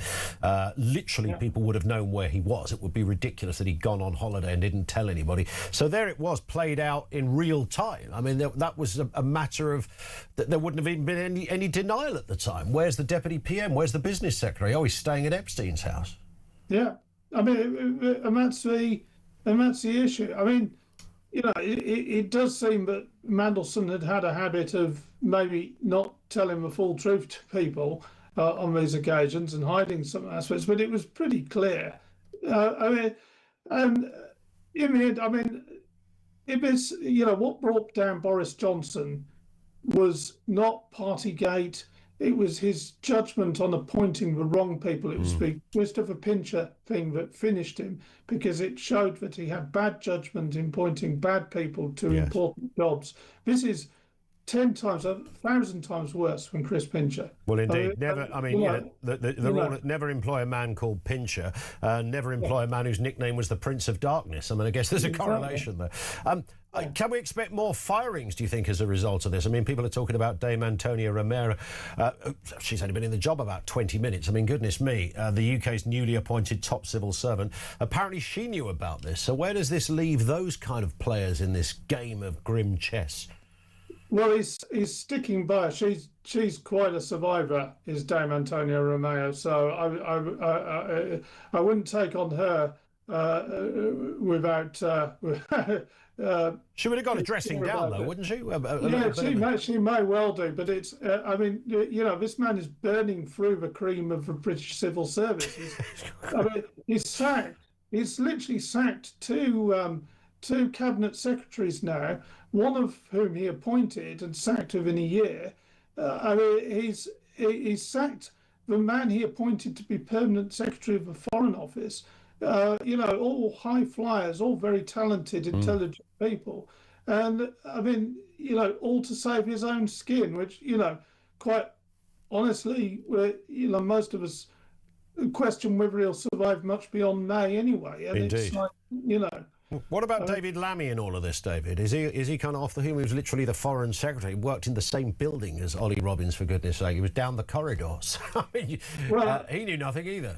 That's a very, very interesting question, because David Lammy, in some ways, is more culpable in this than Keir Starmer, even though the appointment was being driven by Downing Street. Yeah. I did a very good interview with James Cleverly over the weekend, who of course was Foreign Secretary himself, and he described to me how these, there is no actual process for appointments of head of missions. It is completely, by historical quirk, completely in the gift of the Foreign Secretary, and the Foreign Secretary could do what he wants, or she wants in this case. And so it was Lammy's decision, and James describes in quite a lot of detail about the private conversations, unminuted private conversations, which would be flagged up with warnings. He tried to make a couple of so-called political appointments to much more minor roles of heads of mission, and ran into trouble. He didn't give me names, but he ran into trouble because of issues which were privately flagged up with him, and so these didn't go ahead. Yeah. And he says it's just not credible. It was inconceivable, he said, that David Lammy wouldn't have been told. And he said, of course, David Lammy was told, then the Prime Minister would have been told, especially in a case where Downing Street is pushing an appointment. Indeed. Just a final question then, David. What do you expect Starmer to actually say today? How is he going to... We've just talked through what I would suggest are, these are not partisan points. You're political editor at The Independent, for goodness sake. You're not coming from this from a sort of a rabid right-wing journalist perspective. But given everything we've said here, it's very hard to see where Mr. Starmer can find light at the end of this tunnel. What's he going to rely on for this? Well, we know what he's going to say. He's relying on legalese and I didn't know, Gov. The dog ate my homework type excuses, I'm afraid to say. We backed Labour at the last election. We wanted them to succeed. Along with many others, we've been disappointed with a great deal about this government. Yeah. But it's, we wanted the best for them because we wanted the best of the country. Sure. But this is a dreadful, there's been all sorts of dreadful errors of judgment on policies throughout, lots of U-turns. But this particular business with Mandelson is a dreadful error of judgment. And in the end, it's much worse, I think, because, this was actually about Mandelson's influence and power in the Labour Party. Correct. He was apparently allowed to bring his clients into the U.S. embassy, or the embassy in the U.S. He was apparently doing the reshuffles for Starmer last year, along with Morgan McSweeney. Yep. He had immense amount of control. That's why they gave him the job. It wasn't anything to do with, him being the right person, and they didn't care about probity at all. Yeah, I mean, quite clearly. Listen, David, I know you're going to be there today for this. Thank you for being on with us. Let's speak again this week if we can. David Maddox, political editor of The Independent, with us on the programme. Just remember that, of The Independent, not of the Mail, not of the Sun, not a paper that people have historically associated elsewhere on the political radar, but of The Independent, a overtly Labour-supporting newspaper. And his view, it's down really to David's diligent text message on the 11th of September last year, that's over 7 months ago, asking that Mandelson, I've been told by two sources, Mandelson did not clear the vetting process with MI6, but the PM pushed his appointment anyway. They knew. That's it. They knew. This is Talk.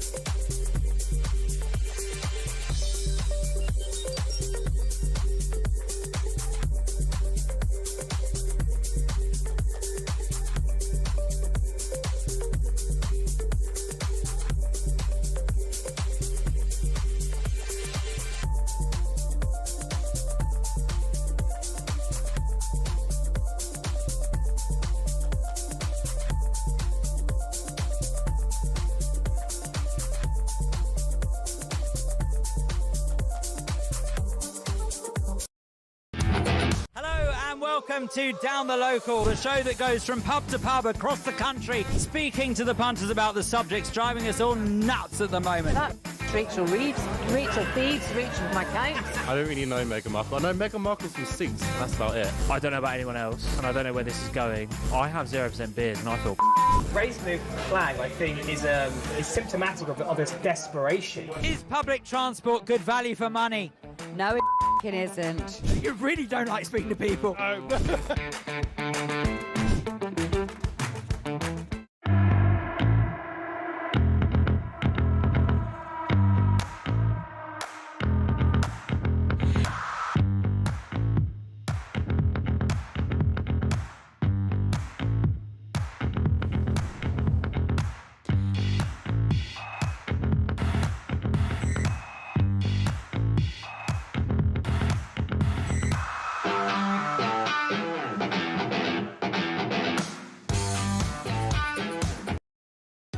Across the UK, on DAB+, on your smart speaker, on your smart TV, and on your side. This is Talk.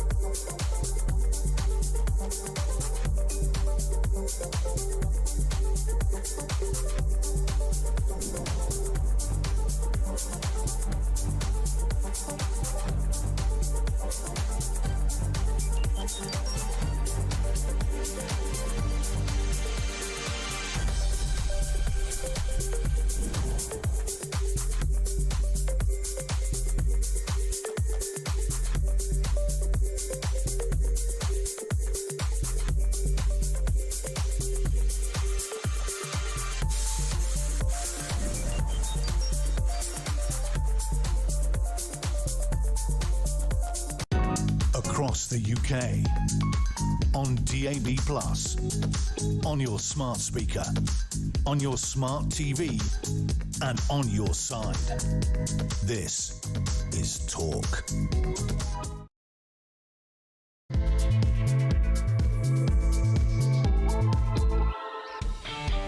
It is Talk. Yeah, welcome back. Good morning. Homer Common Sense. Ian Collins in for Jezza for the rest of this week. So much to get through. D-Day for the Prime Minister, of course.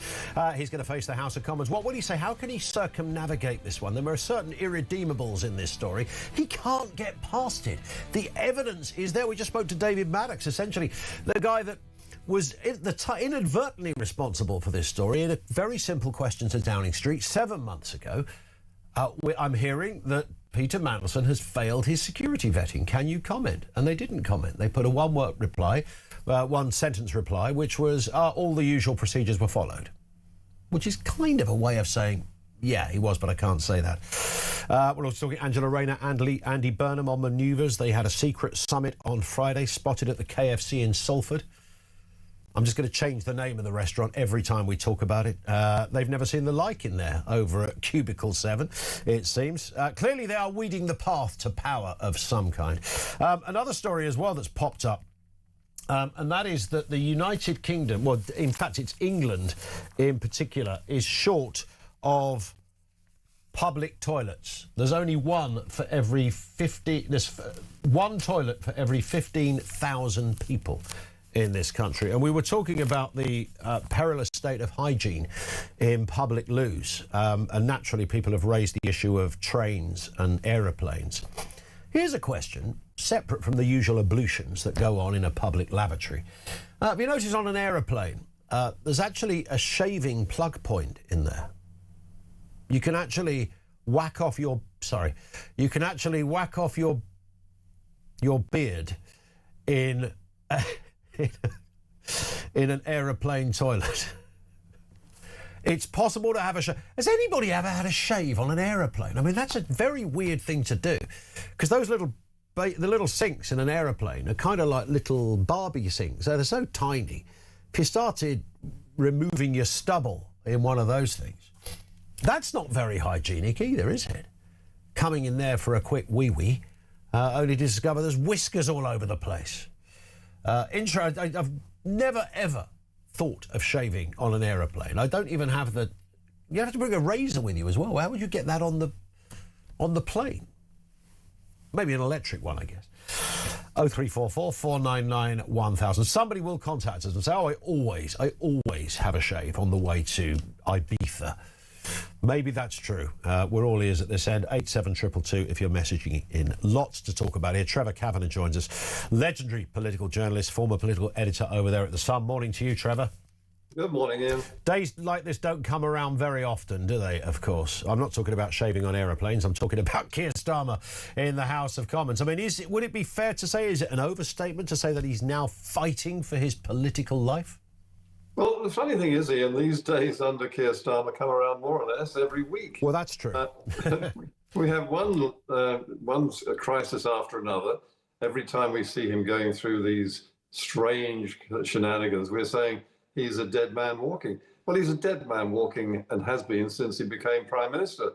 The scandals and the examples of lying and deception, I mean, this government is shabby, deceitful and unscrupulous, and has proven to be so from the moment it was elected.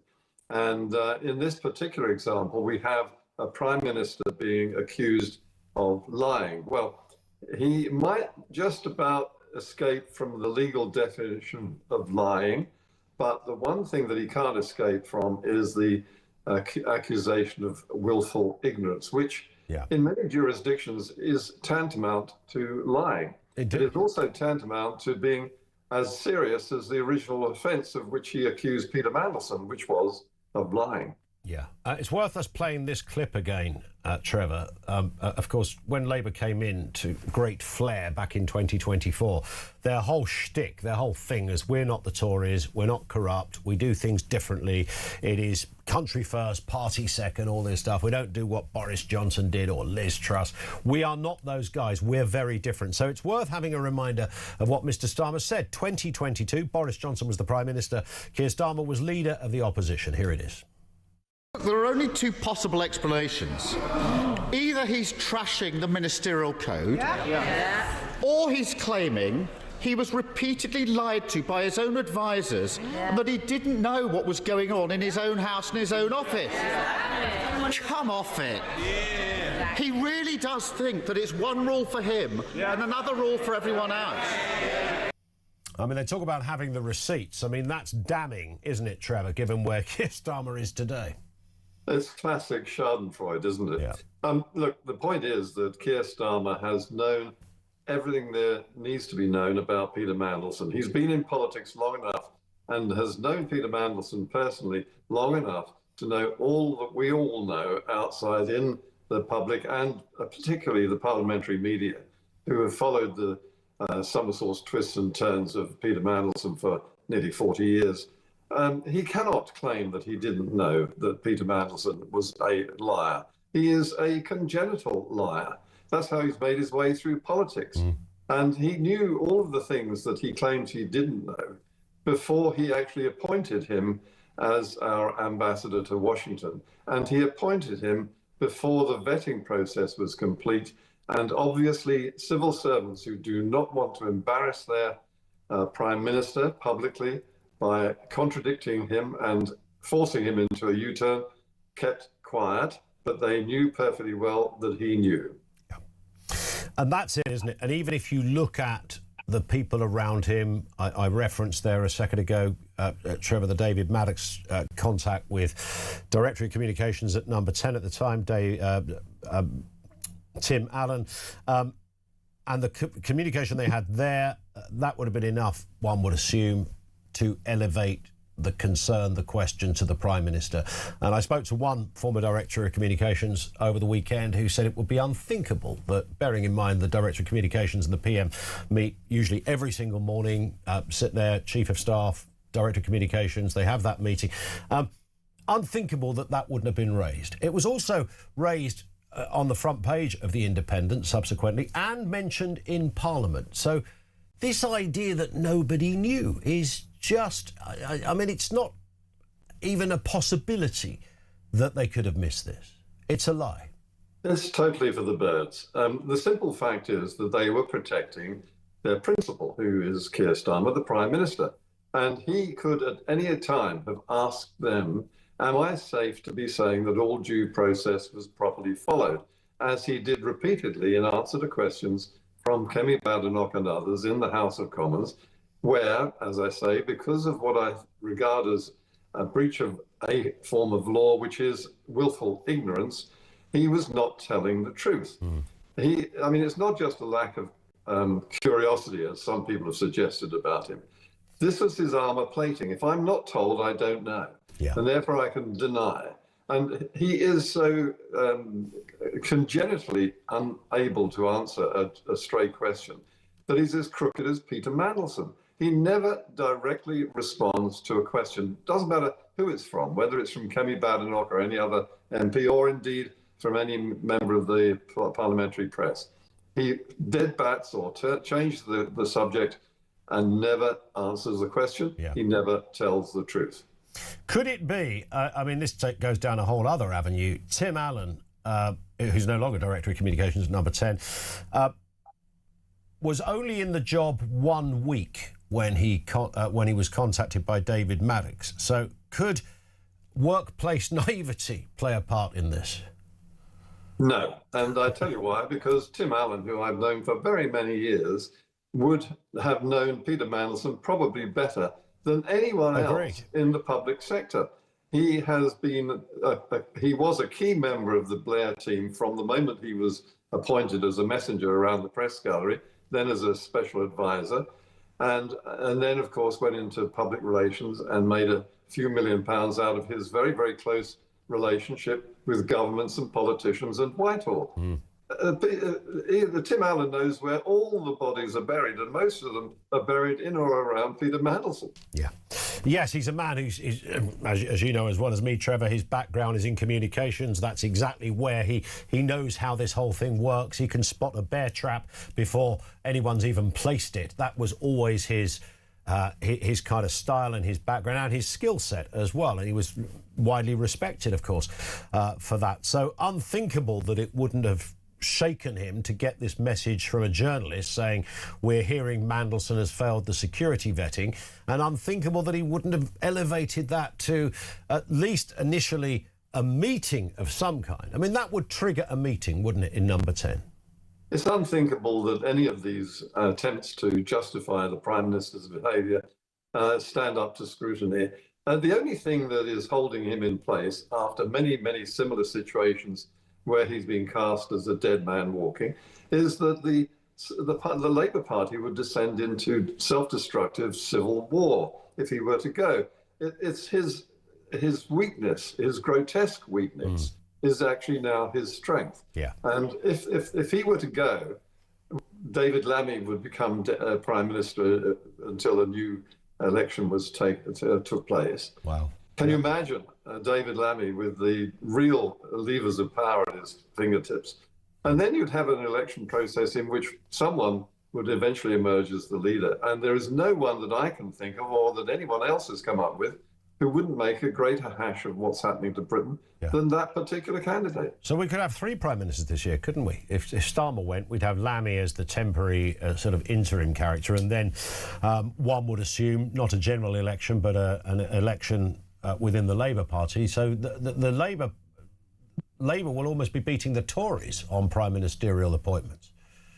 Well, I think in the short period of time that they've been there, they've done pretty well on this. Ministerial, first permanent secretaries, cabinet secretaries, and so on. The list of casualties is enormous. The only thing that's going to save us is a general election. And they know, looking at the polls, that they face wipeout if they were to go to the polls. They have an absurdly large majority, so they don't have to go to the polls. We are stuck with this lot. It's a terrible prospect for another 3 years. So would it be unthinkable that Keir Starmer would call an early general election to, you know, we remember John Major back in the 90s who wanted to draw a line under things, bickering, disquiet, fog, wanted clarity. Right, let's have a leadership election and then we'll be able to decide. Let's have an election we can decide from there. Do you think that Starmer would do that, or is that way too much of a risk for Keir? I don't think there's anything he can do. I mean, were he to have a leadership election, he would have to go. So, I mean, he couldn't simply fight an election. He has the lowest opinion poll rating ever in history, in the history of British politics. And so, in fact, does the Labour Party. I mean, they are in terminal decline, barely 2 years into an administration. It's totally unique, this. We are facing a crisis, a perma-crisis in British politics for as long as they're in office, and they're in office, as I say, for another 3 years. Indeed. So today, Keir Starmer takes to the dispatch box. It's going to be interesting. What's going to be quite telling, Trevor? I mean, I really hope opposition leaders and MPs have thought carefully about this, because it's really crucial what questions come from Kemi Badenoch in particular. Of course, she's the official leader of the opposition, but also the others, even Ed Davey, Nigel Farage and the like, because that's going to be key to this. We know Starmer's going to somehow weasel his way out of this with some form of words. He'll talk about regret, he'll talk about it might look bad, but this is what happened. But we need those other politicians to really hammer this one.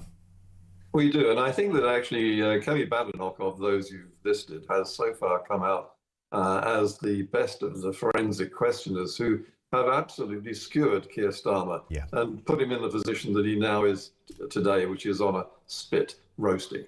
But the other thing to look out for, I think, Ian, is the response of Labour MPs themselves and critics within his party, who are prepared in some cases, Graham Stringer being a leading example, but several others, prepared to put principle above politics. And they are appalled by what Keir Starmer and others in his cabinet have done to their beloved Labour Party. It is no longer the Labour Party they joined, signed up to, or believe in. It is a party not of Labour, but of welfare. It is a party which doesn't defend its borders. It does not pay for its military defence. We are at serious risk, A, of being attacked and unable to defend ourselves, but also, apart from that, we are at serious risk of economic catastrophe and recession over the coming years, simply because of this government. Nothing to do with the Iran war. Indeed. Trevor, always a delight to have you on. Thank you. We will speak soon. Trevor Kavanagh, former political editor over there at The Sun, a political journalist of decades' experience. And again, looking forward to that interesting performance this afternoon. A few people have pointed out as well that the day that David Maddox asked Downing Street was the day that Mandelson was fired as ambassador. Because remember, there was, as there always is, a few days of will he stay, will he go, etc. So it would have been more, it didn't happen on a kind of random day when Mandelson was underway as the ambassador. Remember, Mandelson was only the ambassador from February to September last year. It wasn't like the second week that he got the job. This was on the day. So David Maddox's question to Downing Street would have been more poignant than ever, bearing in mind everybody in Downing Street in the communications department are thinking, right, how do we deal with this? How do we sell this as being not the primary? And then bang, in the middle of the day, just after 2 o'clock in the afternoon, a journalist says, is it true that Mandelson failed security vetting? And that didn't go anywhere? Seriously? Nobody could believe that. Nobody with a straight face could ever believe that. 0344 499 1000. Layla Cunningham is going to be with us as well from Reform UK. If you've got a question you want to put to Layla, very simply, 87222, if you want to message that in. Layla, of course, is a big voice with Reform UK and is also the Reform UK mayoral candidate for London. That doesn't happen in May, but she is the mayoral candidate for London at the next mayoral election. She's got a lot of big opinions. If you want to put a question to her about reform, about the wider issues around the political spectrum and what is happening, 87222 or 0344 499 1000.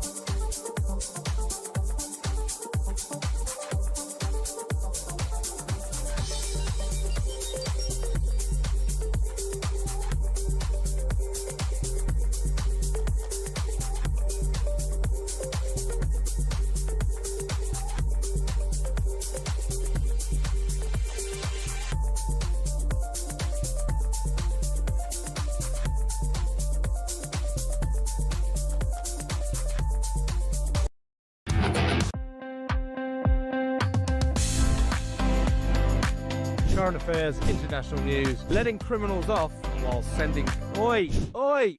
You shut up! I'm trying to record something. Stand by for 3 powerhouse hours of breaking news, challenging views. I don't give a flying damn about international law. I think people will viscerally reject this.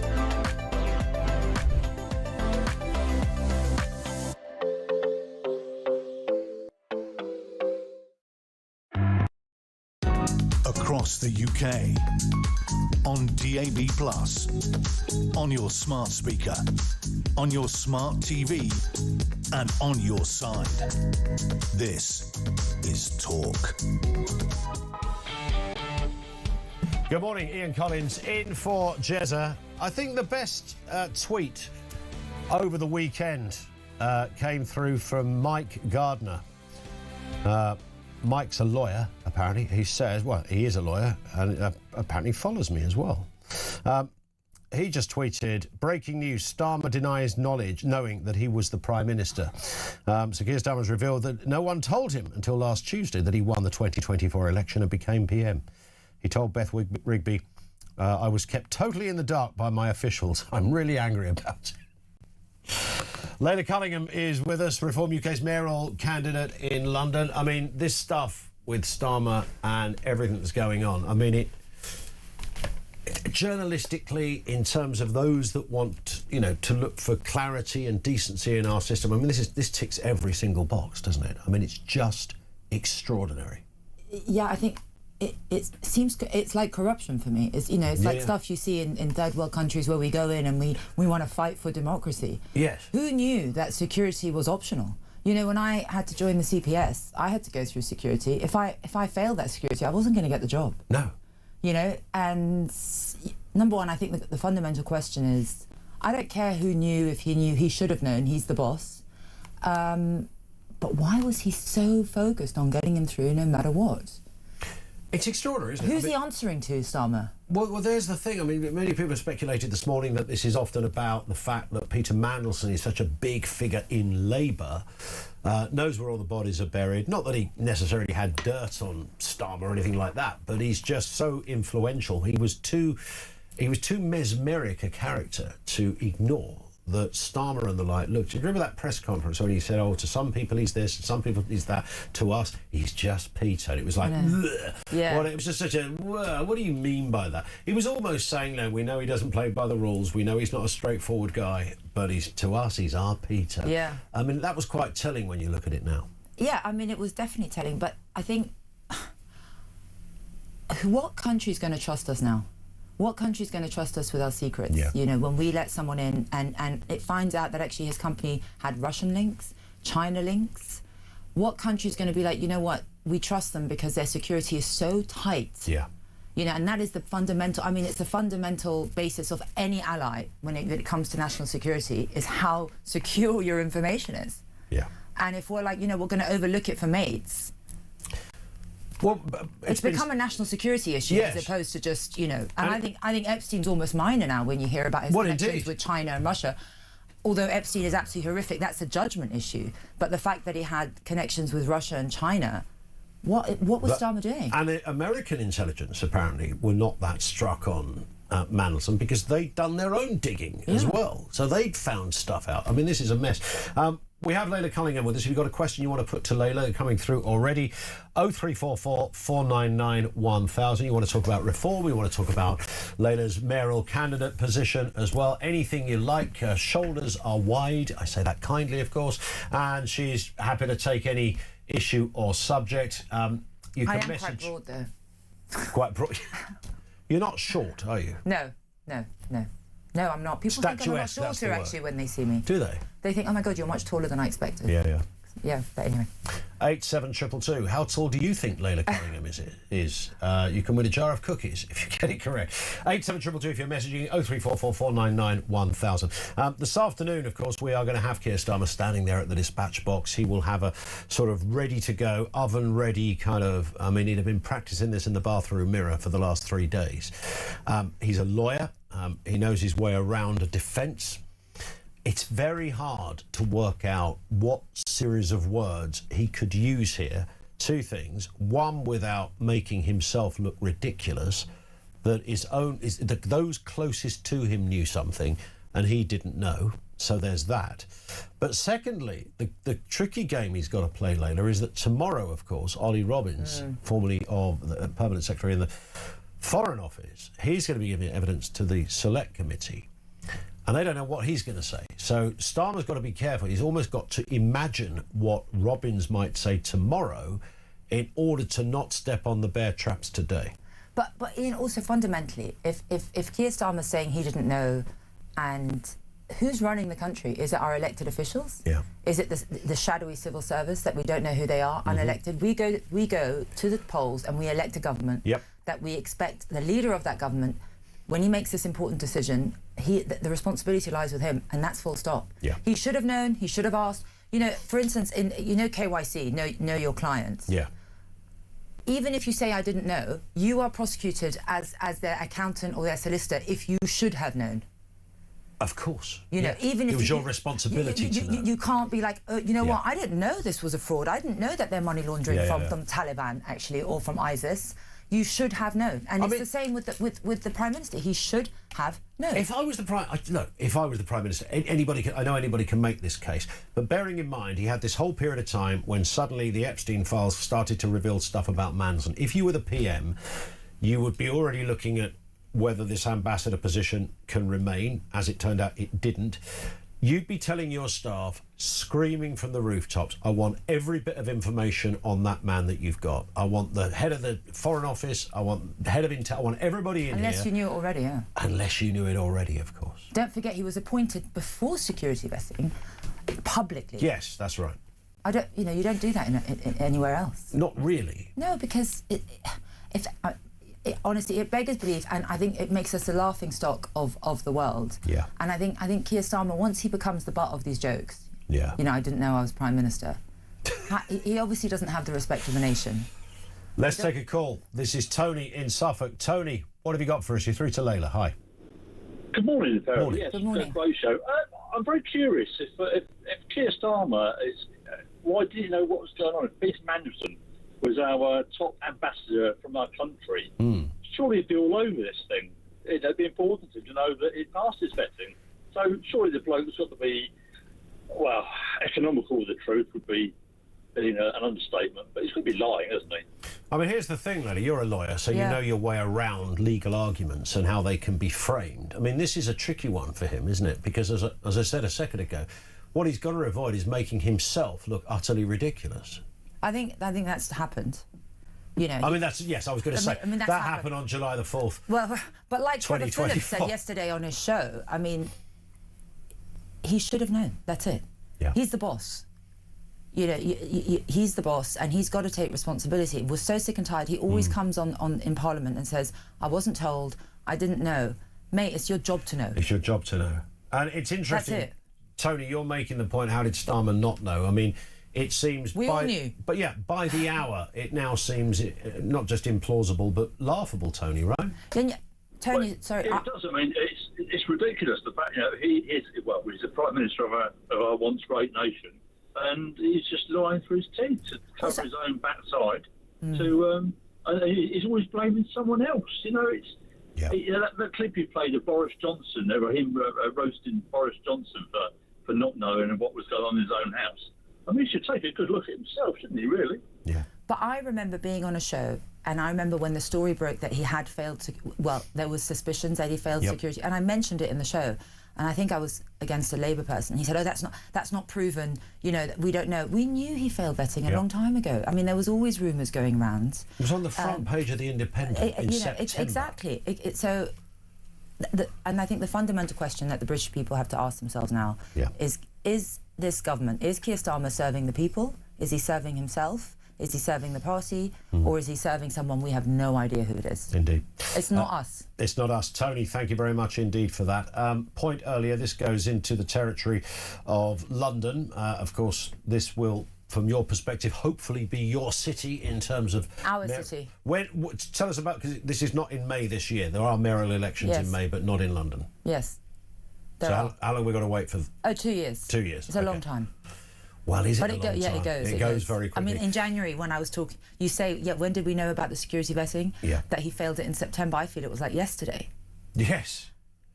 But was it actually in September? I actually can't... It was September. Wow, September when the Independent rang Downing Street and said, and then it was mentioned in Parliament. It was on the front page. Apparently, the Prime Minister didn't know any of this stuff. So earlier we were talking about synagogue attacks, where the capital, Manchester, and other areas have been very badly affected. We also heard earlier that a 17-year-old boy and a 19-year-old man have been arrested over the arson attack at Kenton United Synagogue in Harrow. This was around about midnight on Sunday. Let's get a voice note on synagogues. This comes from Pete. Morning, Pete. Morning, Ian. Pete from Lincolnshire. Great show. Lovely to hear you in the mornings, by the way. Regarding that police statement that you just played with the police officer giving a statement about the Iranian thugs for hire, that concerns me that they seem to emphasise thugs for hire. It's almost as though they're trying to sort of down categorise the offence, or possibly even the type of offender that's committed these acts, almost as though they're trying to distance them from potentially being a terrorist or, part of the IRGC. And yeah, that concerns me greatly. And listening to that interview, especially when it goes on, it talks about it being a mugs game. Yeah, that to me, I'm very concerned about that statement. But nonetheless, great show. Appreciate it. Cheers. Pete, thank you, mate. Great call as well. I mean, yes, I hadn't thought about it from that perspective, that when they talk about thugs for hire, it's almost as if it distances itself from who's responsible. I think this is just like, this is a thug fire. You could get them to smash up your mate's car, you can get them to attack a synagogue, anything you like. They're not really in it does, in some respects, it could be interpreted as diluting the severity or the motive. Well, who hired them? Well, indeed. If they're thugs for hire, then obviously someone. Well, that's the question. Who's behind the thug for hire? You've had 4 theory. Potential arson attacks now on the Jewish community. Yeah. We've imported anti-Semitism in a mass degree. We're allowing IRGC proxies to march on our streets in terms of El-Quds, people carrying signs of Ayatollah Khomeini, who marched with the Greens. The Greens turn a blind eye, but when they had their march against the far right, whoever that is, they had people marching alongside them with signs of Ayatollah Khomeini praising the IRGC. We talk about being tough on Iran's proxies, but we allow them to march on our streets and we tolerate them being present on our streets. Imagine how that makes, number one, me feel, I'm not even Jewish, but the Jewish community.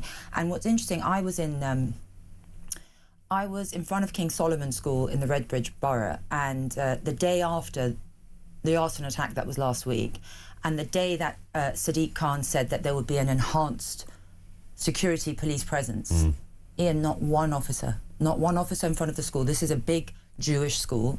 And I asked the security guard, she said, we were expecting police. No one within the vicinity. Wow. No one on the streets. And this is, these are Jewish kids that are leaving King Solomon School, a known Jewish school, and there was no one there. So it's the same when we had the Clapham riots in front of Marks and Spencer's. He said there'll be an enhanced police presence in Clapham. I went the following day, the day he tweeted that, not one police presence. He is gaslighting the public. Anti-Semitism is a massive issue right now. It's not even anti-Semitism. This is kind of a terrorist attack on the Jewish community. They must feel petrified. Sadiq, you're talking about here. No, there is an attack on the Jewish community. Yeah. There's an arson attack every week on a Jewish synagogue, Jewish ambulances. They are in danger right now. But and they in terms of failing British Jews, 100% failing. Why is there no police presence in front of Jewish schools, in front of Jewish communities, in front of synagogues? But that's what they need. They don't need talk. They don't need a statement. Oh, I'm deeply disturbed. But is that a double-edged sword, though? Because if you're how kids in American high schools are kind of given shooter lessons, what to do if somebody comes with a gun, and they're taught where to hide and how not to make any noise. I mean, terrifying. You should go for that drill. No, but they just want police there. Just a police officer, someone. After these, there's obviously. Certainly right now, in the current there is climate. a clear and present danger facing the Jewish community right now. Would you put police outside all Jewish schools? Yes. Right now? Right now, 100%. Yeah. Of course, because these kids are walking back from school. The parents must be nervous, but also in front of synagogues. Yeah. Not only in front of Jewish community centres. That has to happen. Yeah, there's clearly something going on. There's something going on, and I hope it doesn't escalate. And the only way to stop it escalating is to treat it as an emergency and to give adequate resources as if it was. Here's a call from Sue, who's down in London. Sue, good morning. Actually, I think you just answered my question. Okay. Question is, if this was happening to, for example, the black community, it would be seen as a national emergency. I don't believe that this government is taking it seriously. And I would hope that reform would take it a hell of a lot more seriously. I mean, but you just said that you wanted to see police everywhere. We don't have enough police. We know that. And I just want to know if you also think that it actually is a national emergency. The Jewish community in this country are really scared. The attempted firebombing in Hendon on Friday night, a 2-minute walk from my house. You know, just because it says the word Jewish on the building, and we have a lot of buildings, a lot of shops, especially in northwest London. It's all a lot of Jewish stuff around here. Whether you are Jewish or not Jewish, we are in danger, and I personally don't feel there's enough being done, and it's not being seen. It's a national emergency, but nobody seems to be taking it seriously. I agree, Sue. You know, you get these sweeping statements, but where is the police presence? I don't know if you've seen it in recent days as a result of this. When I came to Hendon in the first arson attack against the ambulance, there was a police presence. I don't know if that's sustained after that. It has to be a national emergency because it's obvious that the Jewish community is under attack. And, we're allowing anti-Semitism to march on our streets. We're allowing people who calls for the IRGC, praises them. What is wrong with us? We are telling the IRGC that your propaganda is allowed to march on our streets. What kind of country does that when we're actually at war with them? And yes, I have friends, some of my closest friends are Jewish, and they tell me their kids cannot walk on the streets with the Star of David. That's not the city I grew up in. Outrageous. And this is in all over London, not only in Jewish areas, and it's out. And listen, if London's not safe for the Jewish community, it's not safe for any of us.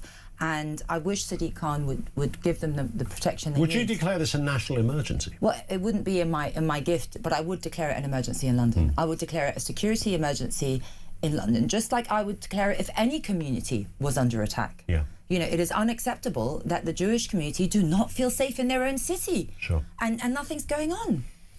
Sue, thank you very much indeed for your call. 0344 499 1000. Malcolm is in I nearly said New South Wales then. Well, you might be, Malcolm, but I think it's South Wales. Morning to you. Yeah, morning. Yeah, my comment is about the Epstein saga. We know that he was procuring young girls and women for his powerful friends, but nobody has mentioned the fact that if he was doing that, he was probably also procuring young boys and young men for his powerful gay friends. I mean, people have always speculated about that, but I don't think at the moment, I've not seen any journalistic evidence for that. No, I haven't seen that. I mean, it's all's possible. There's so many Epstein files. I feel are the gift that keeps on giving because there's always like another bunch of files. So perhaps that will come out, but I haven't seen that. I think with Mandelson, Malcolm, the whole thing with him is that he loved power and influence, and I genuinely think and money. It seems and money as well. I think he felt that the whole kind of being in the inner circle of Epstein, and he probably wasn't as inner as he thought he was, because everybody thought they were, and that they were the special one, the chosen one by Jeffrey, who picked me of all the people that, could break bread with him, go to his hotels, walk around in a bathrobe, stand in a hotel suite with my pants on. It's just, he'd picked me. I think the ego of Mandelson is so great that I genuinely believe, Layla, that he thought that he was dealing with almost the next tier of power and government. That these, here was Jeffrey. He was above the president. He was above prime ministers. This man was the real mover and shaker of things that went on in this world. And that really fed into the kind of desires and the egomaniacal kind of part of his response system. I mean, you say that, yes, initially. It was a drug. But he was also his friend after he was convicted. And I think Epstein stopped being such a mover and shaker after that. That's true. And he still overlooked it. Yeah. And that is a fundamental question of judgment. He said, you know what, you have been convicted of abusing young girls. Yep. And you know what, it's fine. And actually, because Keir Starmer appointed him as ambassador, and Keir Starmer must have thought, you know what, we're going to overlook that, it's fine. And what does that say to women and girls in this country? That, they stand there and they say, oh my God, he's the Prime Minister who's really stood up for women and girls. Yeah. No, he hasn't. Here's just a quick point, just before we go to a break, Layla. Vincent in North Yorkshire. One question from me, Ian. Did Starmer pass his vetting? Now, here's the interesting thing is, if you're an elected MP, you don't have to go through any vetting. It's interesting. It's a quirk of the system. So you could technically stand for election on a Thursday, win, become the Foreign Secretary the next day, and be given access to the highest level of intelligence without being vetted because you've been elected. But if you're a civil servant, you have to go through the process. So the Prime Minister isn't, they don't have to have that vetting, but those that work for the Prime Minister would, like Director of Communications and the like. No, you don't, obviously, because that's democracy.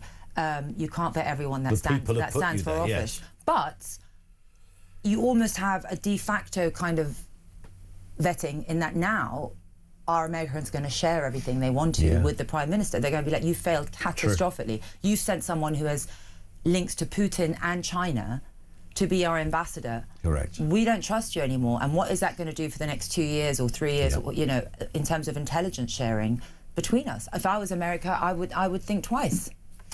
Layla Cunningham is with us. More calls and comments to Layla in a couple of moments. 0344 499 1000. Coming up on 9:45, this is Talk.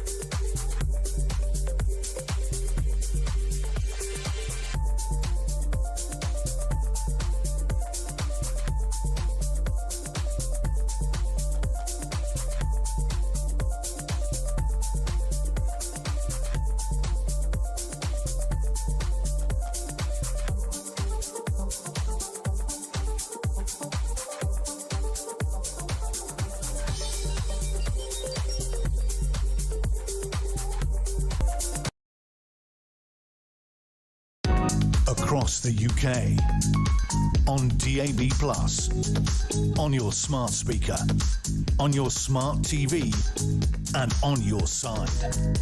This it is Talk 9:45. Barry says, question for Layla. The City of London is very important to the country, but it's been neglected by the Tories and Labour. How will you change things if elected? I mean, it's political legislation literally changing the face of something is like turning an oil tanker around, isn't it? You almost want, not 5 years, you almost want 55 years to do this stuff.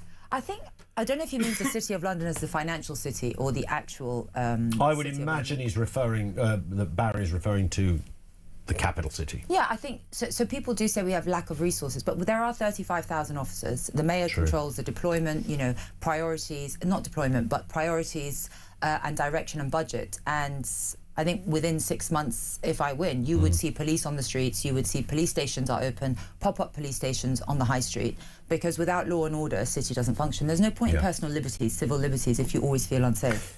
So Spot on. Yeah. This from Keith in Manchester. Ian, my 14-year-old goes to a Jewish school and has been taking security briefings on where to hide and what to do if there's a terrorist attack at their school. They've been doing this now for more than 4 to 5 years, says Keith in Manchester. Isn't that, I mean, thank goodness they are alert at that particular school. But what a sad place we're living. It's 21st century. And, when you look in the United Kingdom. In the United Kingdom, you look at the story of Jews and everything that happened during and post the last World War, etc. And here we are in the United Kingdom, safe country, in the 21st century, and kids are getting security briefings on what to do if Jews are attacked. I know, but I heard a really amazing first-hand experience from a Holocaust survivor a few days ago on Holocaust Memorial Day, and he was saying that when he arrived here in the 40s, he feels it's safer then than now to be Jewish. Imagine that. And, Ian, that is a failure of government. 100%. You know, that is a failure. It's a failure of who we've allowed into this country. We've allowed sectarian politics to flourish, because basically what we have is the Greens and Labour almost encourage sectarian government, you know, the sectarian kind of politics, because they're like, we will vote for you. If you vote for us, it's a vote for Gaza. You know, that's what the Greens are campaigning on in London. They're not campaigning on local issues, and they're encouraging this kind of divisive... They divide London into different communities and different religions and ethnic tribes. Nobody treats London as a unit and talks to all of London. They encourage that kind of division. Yeah. Here's a point from Reg, who says, we've had a conversation about Layla's height over dinner. There you go. This is... You are penetrating dinner talk. My wife says Layla is 5'10" with shoes on. I said 6 foot, but then again, my wife thinks I've got a crush on Layla. She might be right, says Rich. Thank you. I'm 5'11" without shoes. Oh, so it was between the two. 5'11" without shoes. Without shoes. Yeah. That's kind of... Even though all my sisters are small. That's kind of quirky. I'm the anomaly, yeah. Bit of breaking news, which will be relevant to your aspired brief. The RMT union has come under fire as London braces for tube strikes over 4 days this week. Underground drivers belonging to the RMT union are set to walk out from midday tomorrow for 24 hours and then again midday on Thursday for 24 hours. It's every month now. It's every few months. And every time they go on strike, we lose hundreds of millions pounds. Yep. People have to pay a fortune to just go to work, take their kids to schools. Taxis are a fortune. You can't even drive, because then you're going to pay the congestion and ULEZ charges. Parking's a fortune. It basically brings our city to a standstill, and that's just because he's beholden to the But how do you do? Because the RMT are going to hate you, aren't they? Because it's historically a left wing. It's a union. They're left wing, and they're doing this under a Labour mayor and a Labour government. So what are they going to be doing under a Reform mayor? We're not going to give in to their demands. Last time the tube strike. So more strikes. Well, listen, for me, and I don't know that if you're not willing to work, then you shouldn't be employed by TfL. You know, if you're going to bring London to a standstill, then what are you doing earning £80,000 running our tube station? And people say, oh... So you'd fire the strikers? Yeah, I mean, you'd have to tell them, if you're going to keep striking, then you're no longer working for TfL.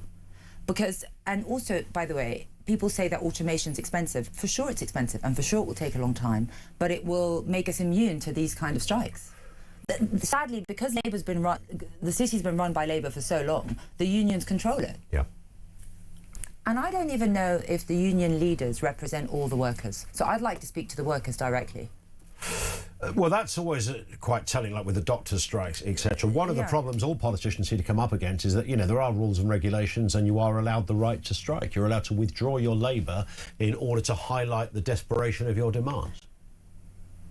Desperation is the operative verb. Is it desperate when they're earning £80,000 and last strike was because they wanted, I don't know, tickets to Legoland?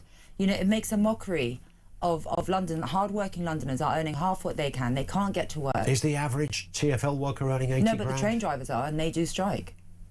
So if they strike... With overtime, they can earn £80,000. So you would have a very different approach to that? I would go speak to the actual workers. You know, I would want to negotiate with them. OK. But it cannot continue as it is. We're not a serious city if this keeps happening. Here's a question from Karen in North Wales. Karen, how are you doing? Fine, how are you? Yeah, good, thanks. Yeah, what are your thoughts? Right. Going back to the Mandelson thing, yeah. Everybody's talking about whether or not Keir Starmer knew. I've no doubt that he knew.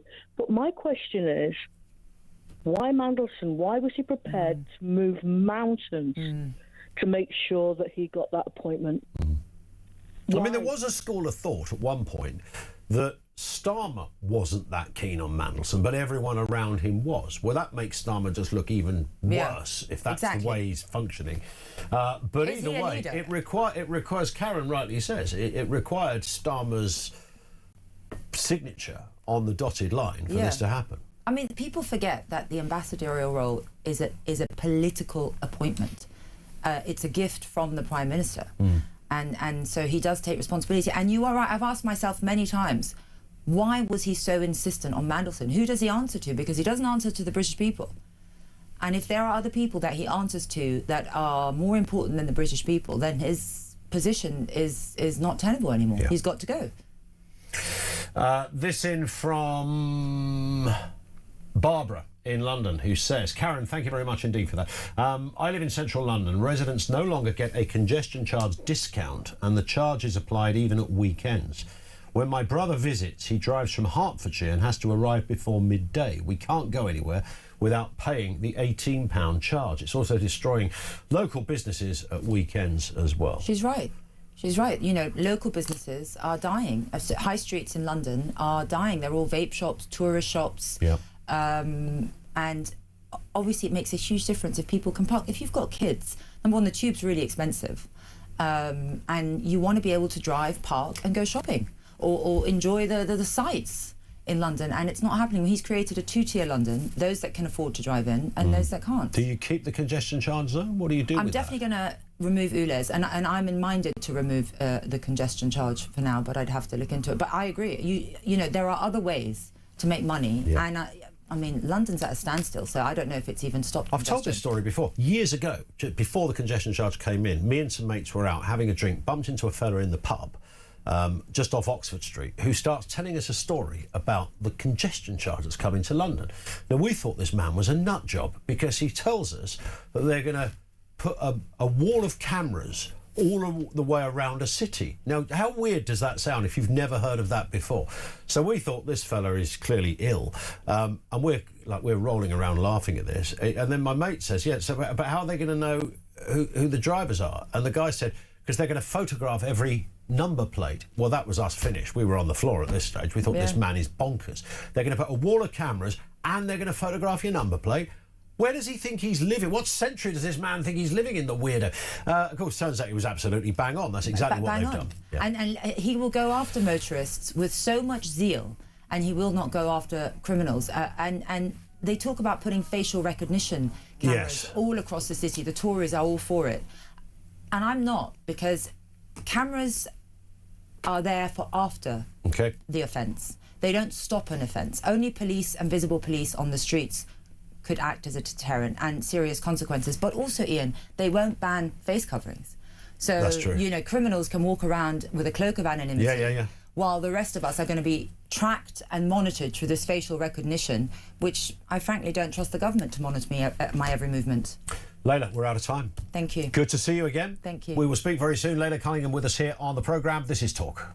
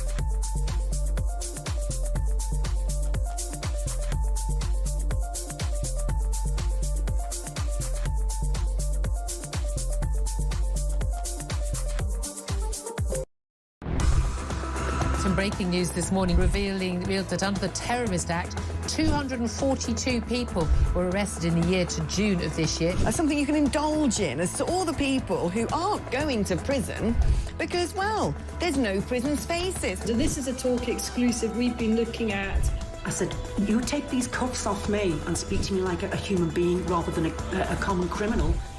You're just left wondering, does these people who lead us actually hate Britain? Yeah. Do they not love our country and everything that we've stood for? across the UK. On DAB+, on your smart speaker, on your smart TV, and on your side. This is Talk. It is Talk, the last knockings of this morning's breakfast show. Julia's going to be here in a few moments. We'll chat to her in a second. One here says, Layla, when you become Mayor of London, will you sell Khan's armoured Range Rover and put that money towards protecting Jewish communities? Layla's not here any longer, but I'm sure she would probably echo that. Let's get a voice note on Keir Starmer from Belinda. Morning, Ian. Great show. Belinda here. I was just phoning up about the Starmer Mandelson debacle. He knew that he was a wrong one from the last two positions that he had where he left. So why on earth did he even think of having him vetted in the first place? He's wrong. You know, you don't go and re-employ somebody who's stolen from your shop before. Oh, by the way, I'm coming here. I'd like to have a job. No, you're a thief. It's the same as Mandelson. Why on earth in the first place? This is what I don't get. This shows the utter delusion of the man. It's like everything goes over his head. This is Starmer, by the way, that he thinks that he can employ somebody to be an ambassador to the United States when he's already lost 2 jobs. Wake up, man.